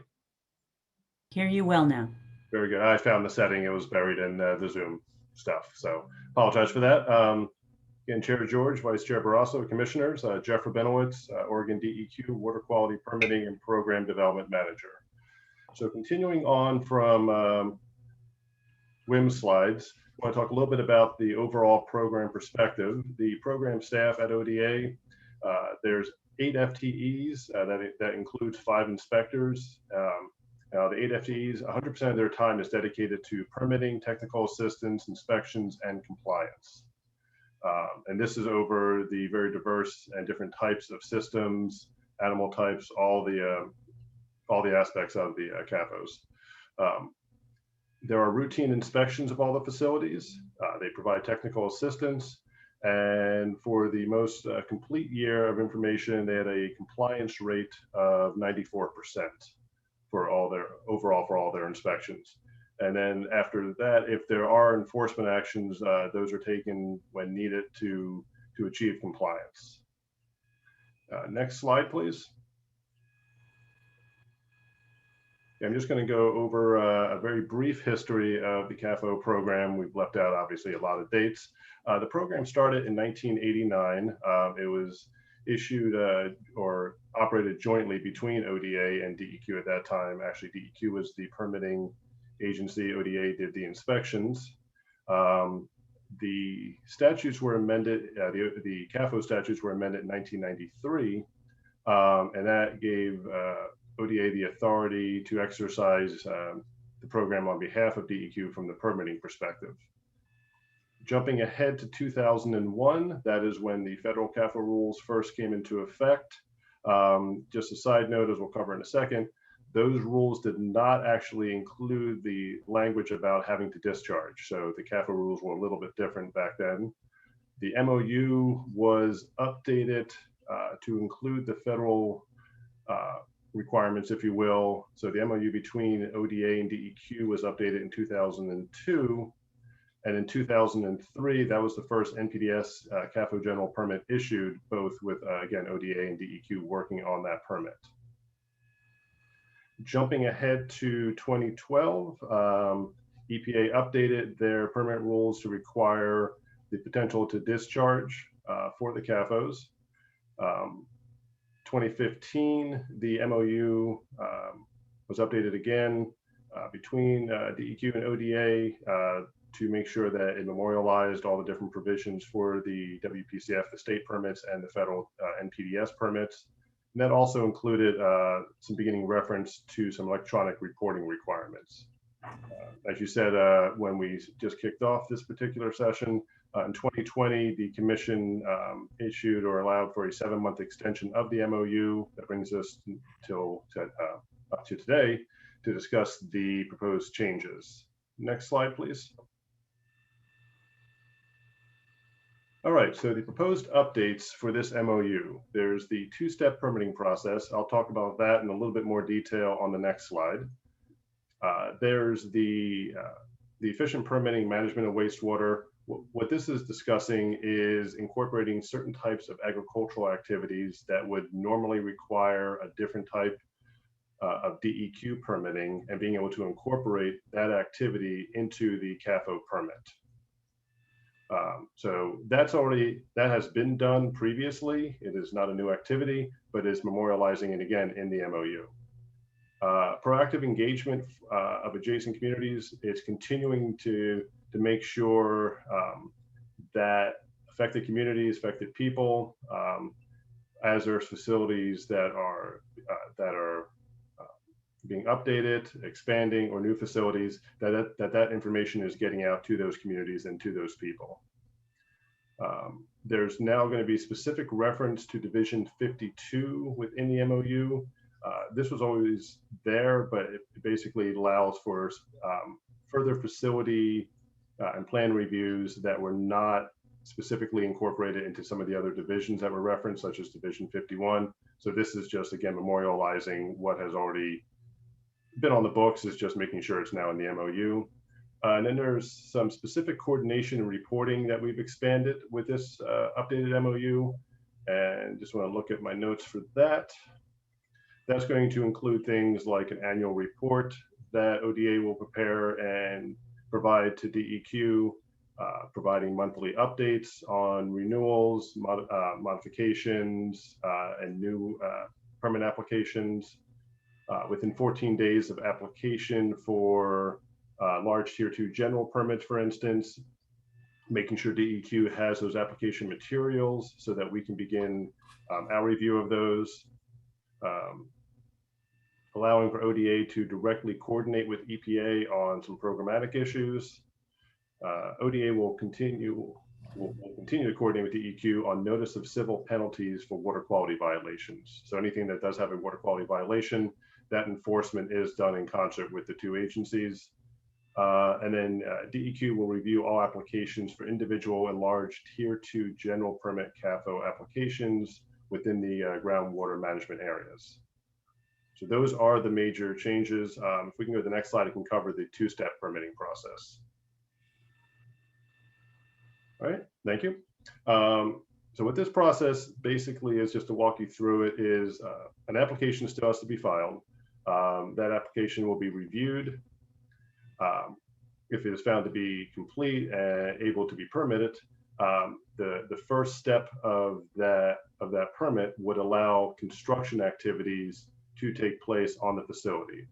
On a note, wanted to say that water supply plans sometimes and may be required for that approval. It depends on the specific situation. After the construction is complete, the facility would then notify the agency that they are done the construction. The agency would then go out, or agencies would go out and perform an inspection to make sure that it is meeting all the requirements of the permit. If it is meeting the requirements of the permit, written approval is then provided by the agency to the facility, and at that point they can then populate and operate the Cafo. And at this point, we were just going to hold for any kind of questions before we went to the recommended action. Commissioners, any comments or questions? No, it doesn't look like we have any. Would you like us to go to the recommended action on the next slide? Yes, please do. All right. It's actually going to be one more slide after that. Yes, because we are going to pause and allow some comments. So yes, but let's review the recommendation. Okay, the recommendation, DEQ recommends that the Oregon Environmental Quality Commission approve the proposed 2021 MOU as seen in attachment A of this report, and authorize DEQ Director Richard Whitman to sign the MOU on behalf of the Commission. So just check in one more time. Any questions about that, commissioners? No. Okay. So we are going to have a short opportunity for folks to provide comment before the commission action. And so Stephanie, you are probably going to share with us and everybody on the call how we're going to handle that. Thank you, Chair George. This is Stephanie Caldera, your EQC assistant. Yes, as noted on the agenda, Chair George, the Commission has offered the opportunity for a brief public comment opportunity specific to the proposed MOU update. At this time, if there are people on the call who wish to present comment, I do ask that they press the raise hand function in the Zoom controls. Typically, this is at the bottom of your participants bar. And then if you are connected by phone, if you would press *9, and that will do the same function. Again, if you're on Zoom, please press the raise hand function. That will show up in our list. And if you are connected only by phone, please press *9. I'll take just a moment, Chair George. I am seeing a few folks come in on this now, so we'll take a moment to check how many folks have presented comment. We had posted a comment timing limit of up to 2 minutes, Chair George, so I'll check in on timing in just a moment. All right, thank you.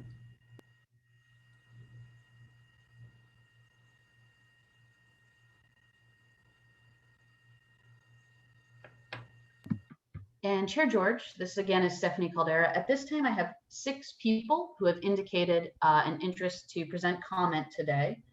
So Chair George, would you like to retain that 2-minute comment limit today? Yes, I think we should. That should give us a little bit extra time, but we don't always perfectly nail our timing. So we'll just ask all the commenters to please do respect that 2-minute limit so we can hear from everybody, but it could be possible that someone will raise their hand before we're done. So we will provide that. Stephanie, are we going to have that same kind of in-program timer that we've used recently? Chair George, I was not able to get the visual slides for this. I do have a stopwatch set up here, so I will provide a verbal note to commenters at 1 minute remaining and then 15 seconds remaining. Perfect. And we just do ask our commenters again, we are so glad that you're speaking with us today. We really want to hear what it is you have to share with us. But when you do get that 15-second warning, please do wrap up your thoughts as a courtesy to all the other speakers so that we can be sure to hear from everyone. So we are going to ask your cooperation with that. All right, thanks very much. We look forward to hearing your thoughts. And thank you, Chair George. This is Stephanie Caldera. The first commenter in the list has been prompted to unmute and is Tara Heinzen. Thanks so much for the opportunity to comment. My name is Tara Heinzen, and I'll be very brief. I'm commenting on behalf of Food and Water Watch and the Stand Up to Factory Farms Coalition. We oppose this MOU because the Department of Agriculture has an inherent conflict of interest in both promoting and regulating the Cafo industry, and in particular because DEQ is the agency delegated NPDES permit program authority by the EPA. We believe it should solely administer the Federal Clean Water Act program for CAFOs. Thanks again. Thank you very much. And Chair George, the next person in the speakers list has a display name of Bobby, has been prompted to unmute. Welcome. Thank you, commissioners. My name is Bobby Harold, and I am a dairy farmer from Lane County. My family has been in the business nearly 80 years, and I live under the Cafo program daily. I'm here today to urge you to adopt the MOU with some modifications. Too often, I think the Cafo program can be portrayed as a series of boxes to check and hoops to jump through, but for my family and I, it represents a commitment and a relationship. It's true that complying with my plan requires hours of paperwork and record keeping, and maintaining our equipment is incredibly expensive. But those dollars and hours create a record of good work that I do, and the inspections and interactions I have with my inspector further solidify that good work. My inspector does a lot more than double check records and look around my farm. He understands our operation. He's a resource. He understands agronomy, and he's always quick to provide information and research when we have new ideas we want to try. That's why I'm concerned about the two-step permitting process requiring applying to all producers, not just new. 1 minute remaining. Oh, okay. As an existing producer, I have a rapport with the system, and I'm already working closely with someone in the agency who understands my management style. I think you'll find that there's far more collaboration and understanding at the ground level of this program than people would lead you to believe. I'm also concerned about the proposed 6-month timeline for changes being too long. For some changes, 6 months is reasonable, like building new facilities. But for other changes to the plan, like adding more land, it's too much time. I don't want my farm or any other farm to be held up in red tape by a process that should be simple. As producers, we're proud of the good work we do, and we see the Cafo program as a scrapbook of our compliance. Our track record speaks for itself. I hope you'll approve the draft MOU with some common sense modifications. The Cafo program does incredible work, and I hope that you will see misleading rhetoric for what it is instead of support the documented, consistent, and responsible management being done by permit holders every day. Thank you. Thank you for sharing your thoughts. And thank you, Chair George. The next person in the speakers list is Mary Ann Cooper, who has been. Welcome. Hello, thank you so much for the opportunity to comment. My name is Mary Ann Cooper, and I am here today with the Oregon Farm Bureau. We represent farmers and ranchers who have all types of operations, many of which who hold a Cafo water quality permit. We're proud of that program, which has consistently documented high compliance rates during routine inspections and has an excellent record of proactively addressing issues. However, as Bobby noted, we have some concerns with the draft that we would like to see resolved before it is adopted, but it is critical that it is adopted. We are concerned about the two-step permitting process, only increasing the regulatory burden on agencies and producers when compliance with the program is high, and where a recent high-profile case was addressed by the agency using their existing tools before there was any harm to water resources. We are unaware of any other wastewater permitting process that has a two-step process. And if the agency decides to move forward with the two-step program, we do not think it should apply to expansions under existing permits or existing facilities that are moving or consolidating but remaining under the same operator. 1 minute remaining. Track record of compliance for the Cafo program and should not be required to manage proper or not manage operation in most sensitive business, welfare, and animal and environmental goals. We are also concerned about the water supply plan as being pretty well outside of ODA's area of expertise. That should be with the Oregon Water Resources Department. And we question the ability of ODA and the authority of ODA to impose a water quality supply condition and a Cafo permit for any size of operation. This is not a requirement of any other wastewater permit, and we think it is a step too far under existing authorities. Again, we think this is a great program that has a documented high rate of compliance and success, and increasing the regulatory burden on producers at a time when they are already struggling with the cumulative weight of natural disasters, decreased prices, and a number of other challenges is the wrong move to make at this time. So we'd urge some modifications to the MOU before it's adopted. Thank you so much. Thank you for sharing your thoughts with us. And thank you, Chair George. The next speaker in the list is Robert Kircher, who has been prompted to unmute. Welcome. Hi, thank you. Commissioners, my name is Robert Kircher. I'm an organic dairy producer in the Willamette Valley. I strongly feel our Cafo program is and has been very successful over the years in making sure we are in compliance with our manure management practices to protect our natural resources. I feel it is very important for us to be able to have a program that is efficient and timely in approving new manure management projects. We invest in these projects to improve our practices, ensure our compliance with the Cafo program, and to protect the waters of our state. I do understand the need to ensure these projects are reviewed properly to prevent any sort of failure in such systems. I encourage you to please renew the draft MOU without the two-step process. Thank you. Thank you for sharing your thoughts. And Chair George, this is Stephanie Caldera, your assistant. The next person I have in the speakers list who is prompted to unmute at this time is Tammy Kerr. Welcome.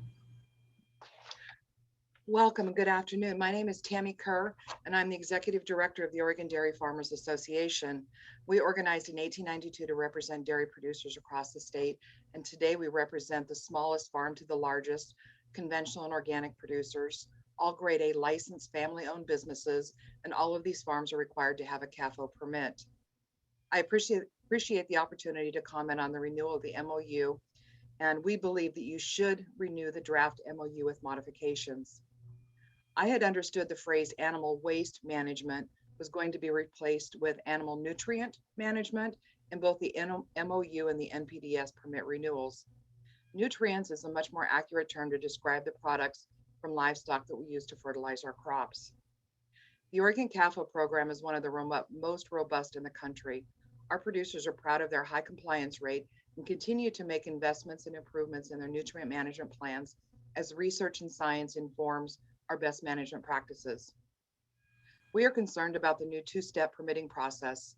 In 2020, we had agreed to be neutral on a two-step permitting process for new large facilities. There was no agreement on a two-step process for existing producers that were expanding. These farmers have been operating successfully under the Cafo program for nearly 30 years. The inspectors know the producers, they know their history, and they know their facilities. Adding more regulatory oversight by two agencies will further impede an already slow permitting process. If a large producer is adding land to their permit or making minor changes, it should not take a minimum of 6 months to approve their permit. Our producers work hard to be good stewards of the environment while caring for their animals and producing a high quality product every day. The partnership and collaboration between ODA and DEQ is an effective use of the technical expertise from both agencies. We encourage you to move forward and to approve the permit with modifications. Thank you. Thank you for your thoughts. And thank you, Chair George. The last person I have listed in the speakers list at this time is Brian Kozowitz. Welcome. Thank you, Chair George, members of the commission. My name is Brian Pozowitz. I'm here on behalf of two organizations, Humane Voters Oregon, which is an animal welfare organization, and Water Watch of Oregon, which works to protect Oregon's water resources. And both organizations are members of the Stand Up to Factory Farms Coalition. We have concerns about the MOU in general and a specific concern about language related to water supply plans. Our concern about the MOU in general is along the lines expressed by Ms. Heinzen, that it delegates significant authority for water quality regulation to an agency whose mission and culture includes not only regulating agriculture, but to some extent promoting it. I think that's clear on the agency's website that it promotes agriculture, that's its mission. It's also clear in just other examples, one of which is the agency is actually an associate member, according to the Oregon Dairy Farmers Association, of that association, which is very much an advocacy organization that generally opposes any effort to further regulate the dairy industry. So we just think there's an inherent conflict of interest there. On behalf of Water Watch of Oregon, we also have a concern about the specific text in the MOU related to water supply plans. Large CAFOs, especially beef and dairy, use an enormous amount of water.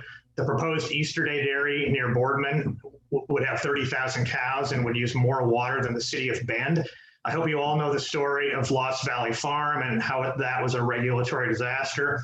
One of the problems it had was that it got a Cafo permit before it had an approved source for a year-round water supply, which is basically stock watering and operations. And their intended source for that was challenged the day before the agencies issued a permit, and that resulted in all kinds of problems, including use of groundwater from a closed aquifer under an exemption for stock watering and trucking water to the site, which was very expensive and probably contributed to some of its problems. The draft MOU recognizes the importance of water in the proposed two-step approval process for large CAFOs, which we very much support, but it says only that a water supply plan may be required as part of that process. We think a water supply plan should be required as part of the approval process for a large Cafo. Thanks very much for considering my comments. And Chair George, at this time, I have no other people indicating a request to present comment to the commission. If anyone has joined, Chair George, that instruction would be to press the raise hand function on the Zoom controls, or if you were connected only by telephone, on your touchtone telephone, press *9.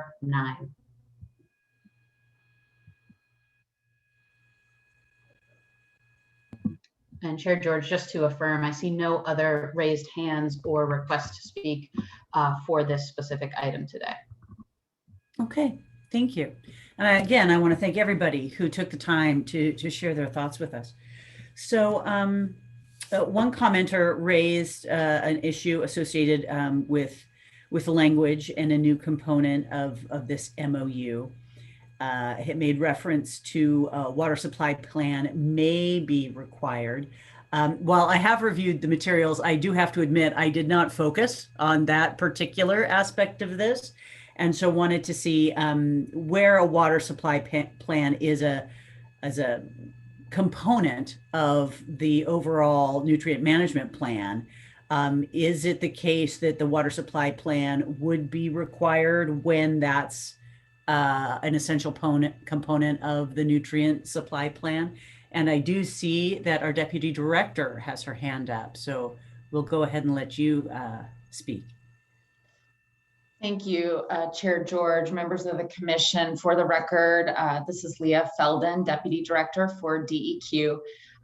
I really appreciate as well the commenters today on this MOU, and I thought maybe I would just start off with a few high-level comments to address some of the comments that we heard. And we also have our technical staff who can certainly respond to some of these comments and answer any questions that the commissioners may now have after hearing comments.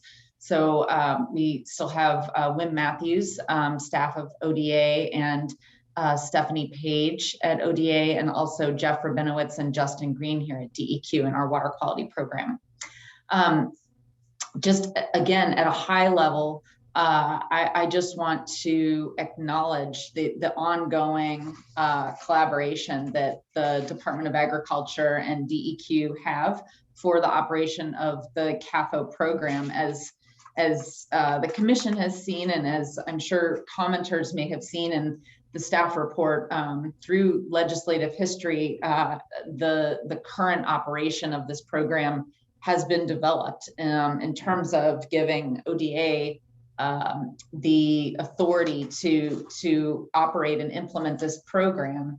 But as stated, it is with DEQ due to our delegation for water quality responsibilities under the Clean Water Act. To date, we feel that this partnership is working well, and the desire with this MOU was primarily to update a lot of the protocols and procedures that the agencies are already using and ensure that those are reflected in the MOU transparently. The newest component, really, the new component is the two-step process, as many have indicated. And I think that you'll find, we heard some comments about concern with efficiency and timeliness in terms of the new two-step process. There are commitments and language in the MOU that speak to tracking timeliness. That is something that ODA and DEQ are both committed to. ODA intends to track timeliness of issuing these, and part of our annual review of the program is to look at our timeliness with issuing permits. And I think we also heard a little bit about continuing to work with folks at ODA who understand the operators out there, their facility, their operation, what they do to comply. I don't see that changing. And I think Wim Matthews can speak to that more, but I don't see that changing with this two-step process or with anything under this MOU. I think it's still going to be folks that understand the operations operating under this two-step process. What it affords us is the opportunity to do due diligence and ensure that a large operation, as this only applies to large operations or operations that are new or becoming large, really do have the infrastructure in place to handle the animals that they want to bring on. Part of that infrastructure is water. And in some situations, the water availability may be very apparent. It may be clear that there is plenty of water to sustain an operation like this. And there are considerations in our rules, divisions 51 and 52, around plans and specifications that speak to the need to ensure that a continuous, that an operation can continue on a basis that is sustainable. So that's really what the design is for. It's to ensure that there is available water in situations where it may not be as apparent and where usages could tax the system. And we agree that OWRD, certainly the Water Resources Department, has primary expertise and data on this, and we do consult with OWRD on these operations when it is for a very large new operation and the water supply is not clear. With that, I think I would like to turn it over to Wim Matthews with ODA and Jeff Rabinowitz to see, Wim in particular, if you wanted to add anything around the timeliness issues that we heard, and perhaps the need to treat all large operations similarly, whether they're new or a small operation becoming large. If you want to speak to that a bit, and then I want to make sure that the commission has a chance to ask questions of us related to the comments or any other issues. All right. Well, thanks, Deputy Director Felden and Chair George and members of the commission. On the timeliness questions around processing, and so these are largely administrative processes that the agencies undergo to get to an approval stage, and we think it's important that in the two-step world, we want to make sure that all the infrastructure is present on the facility, and is a second important part of it is that it's functional as well, prior to beginning operations. I would say, and I think it's pretty apparent on a new facility, that if it's a bare piece of land, everything that needs to everything that is planned for the operation needs to be there for it to be functional. It's maybe less apparent on an existing facility, and I know there were comments on existing facilities that are expanding, that the two-step review on an expanding facility would only be on that part of the facility that was the new expansion. We would not be doing a two-step review on all of the existing currently operating pieces that were there. That review could extend into how they're connected together, because they likely wouldn't bulldoze the complete existing facility. More likely more commonly would be an add-on activity, and we would see how they join together and how they complemented each other. I'd also comment that, and I did appreciate the comments that the inspectors, pay close attention to the operations and learn their specifics in order to assess compliance, but in order to partner with operators to assure their success in the compliance activities. And as part of that, and that real-time communication that we maintain with those facilities, to be timely when we get applications to do an expansion that would take a tier 1 large to a tier 2.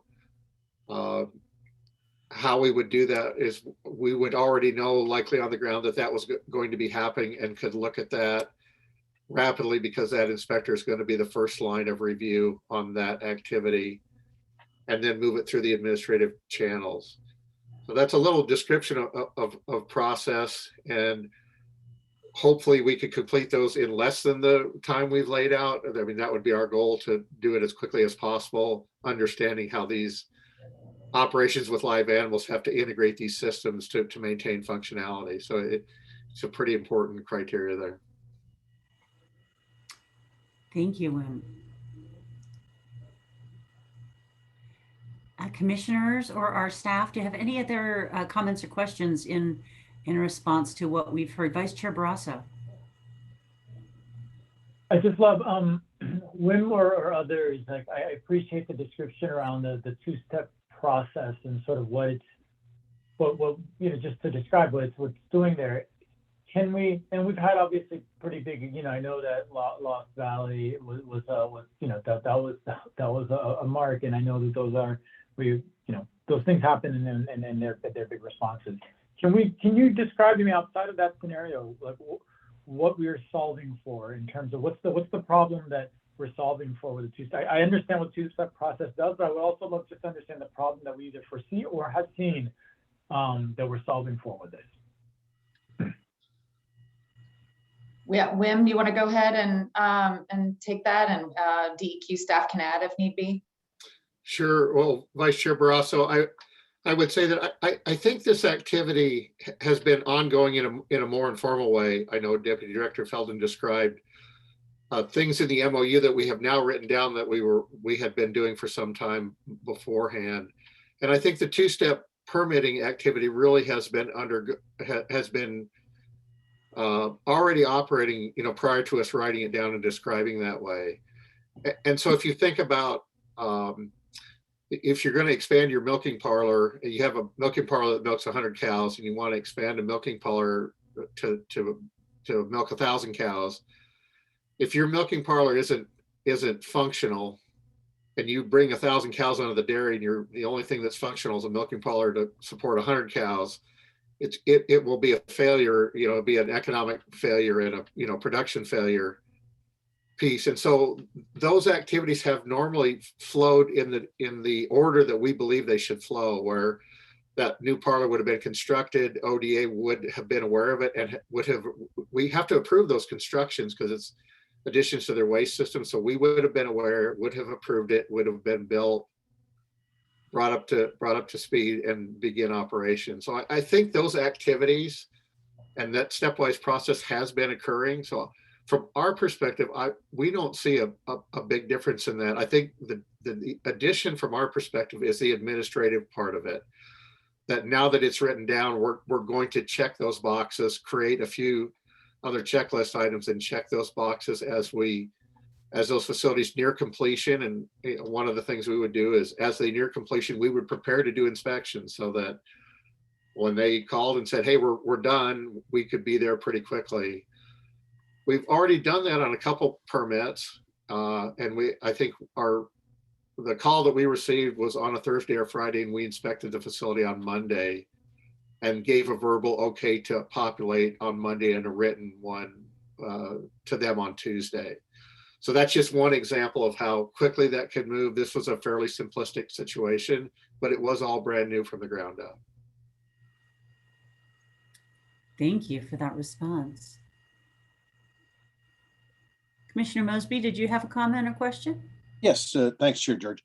Yeah, I'm very supportive of the MOU. I heard the comments.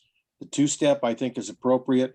The one question that they did raise, though, again, and we addressed it a little bit, was the time frame. And coming from the private sector, I'll be honest with you, the 6 months time frame, that's really tough for businesses, and I assume for dairies and other CAFOs. So maybe can we address that a little bit? And I heard that some of the comments, you are going much quicker. In fact, in some cases, within days after construction's ready. But I'd like to hear, is 6 months too long? Could we get away with a 90-day limit on some of these timeframes? So just I'm supportive of this, but I'd push for shorter timeframes.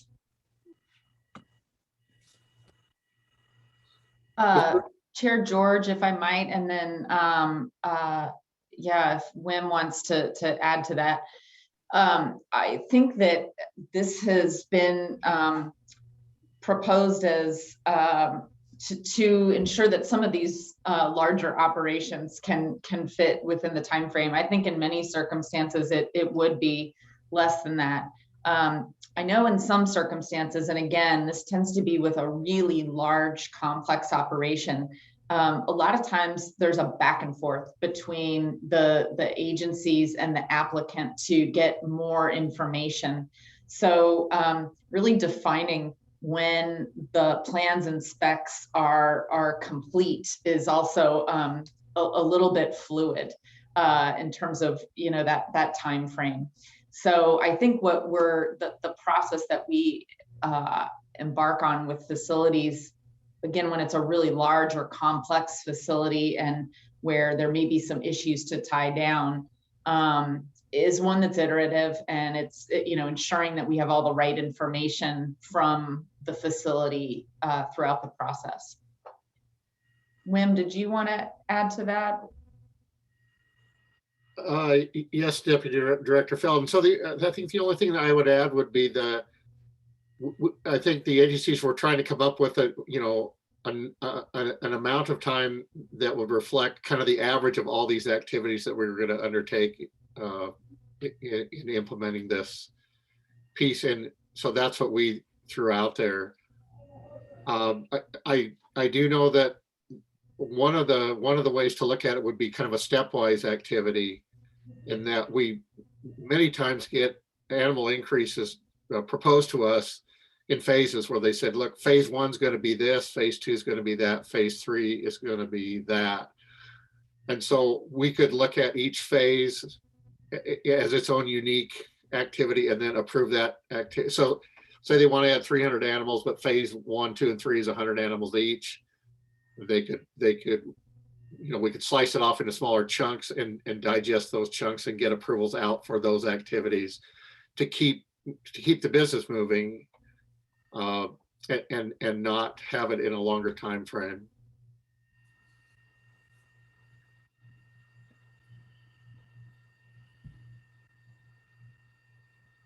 Does the proposal as written allow you to do that kind of component or phased approach? If the applicant comes forward, like you said, and they propose that, does that give you the ability to address that in phases? Well, Chair George, I believe that it does as written. Okay, great, thank you. I see Deputy Director Felden nodding, so I think that's a concurrence. Commissioner Kyle. So I'm also very supportive of the MOU, and my concerns or questions are very similar to Wade's, which is that time frame. I can appreciate the need sometimes to move much quickly, and 6 months does seem like a long time. So kind of, again, echoing, is there an opportunity there to either try to shorten that, make it more flexible in that regard? And tied to that, I would imagine, is also staffing within the program. So this will create more paperwork for the staffing in, the staff. Has there been a increase in the staff so that there is enough people to process the paperwork in a timely way? Could you talk about the back end a little bit? Sure, Chair George and Commissioner Kyle. So maybe what I should also add is that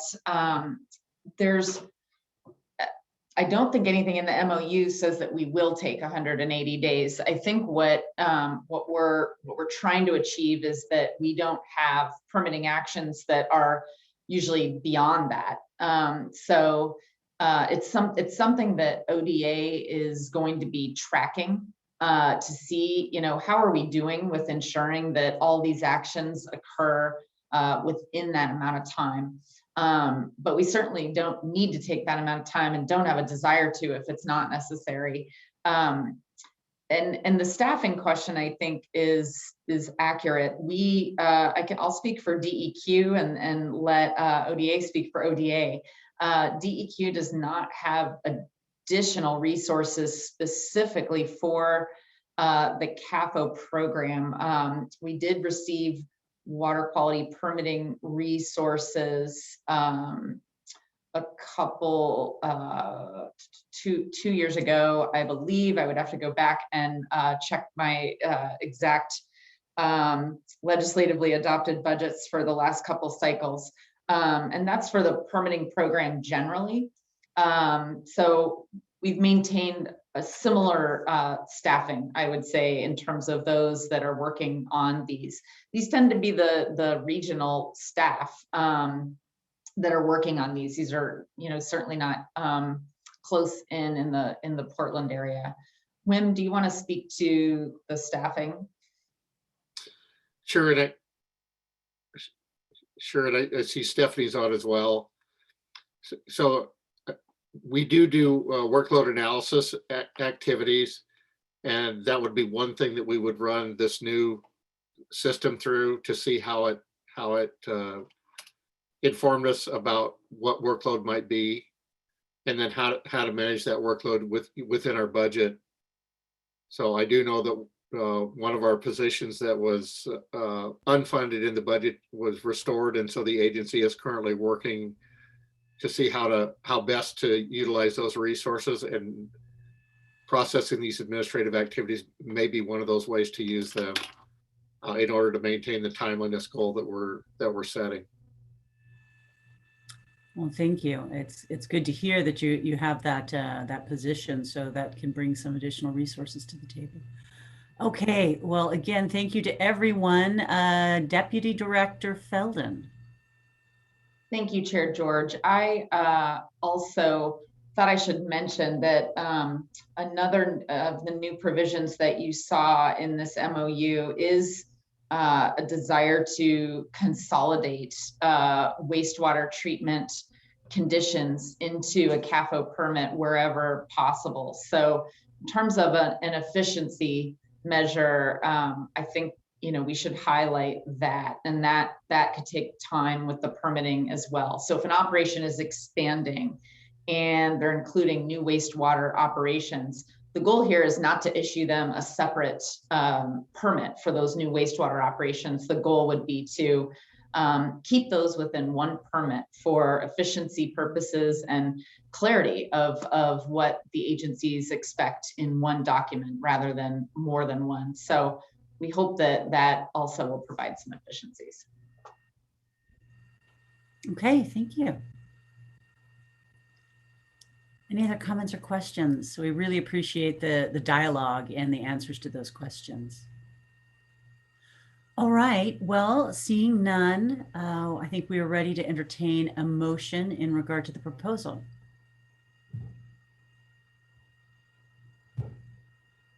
Yes, Commissioner Mosby. Yeah, Chair George, I move the Oregon Environmental Quality Commission approve the proposed 2021 MOU as seen in attachment A of this report, and authorize DEQ Director Richard Whitman to sign the MOU on behalf of the Commission. Second. I can second. Motion's been made and seconded. Do we require further discussion? Seeing none, all those in favor signify by saying aye. Aye. Aye. Those opposed, same sign. The motion passes. Again, thank you to the team, to everyone, both at DEQ and at Agriculture, and everybody who shared their time with us today. It is time for us to take a lunch break.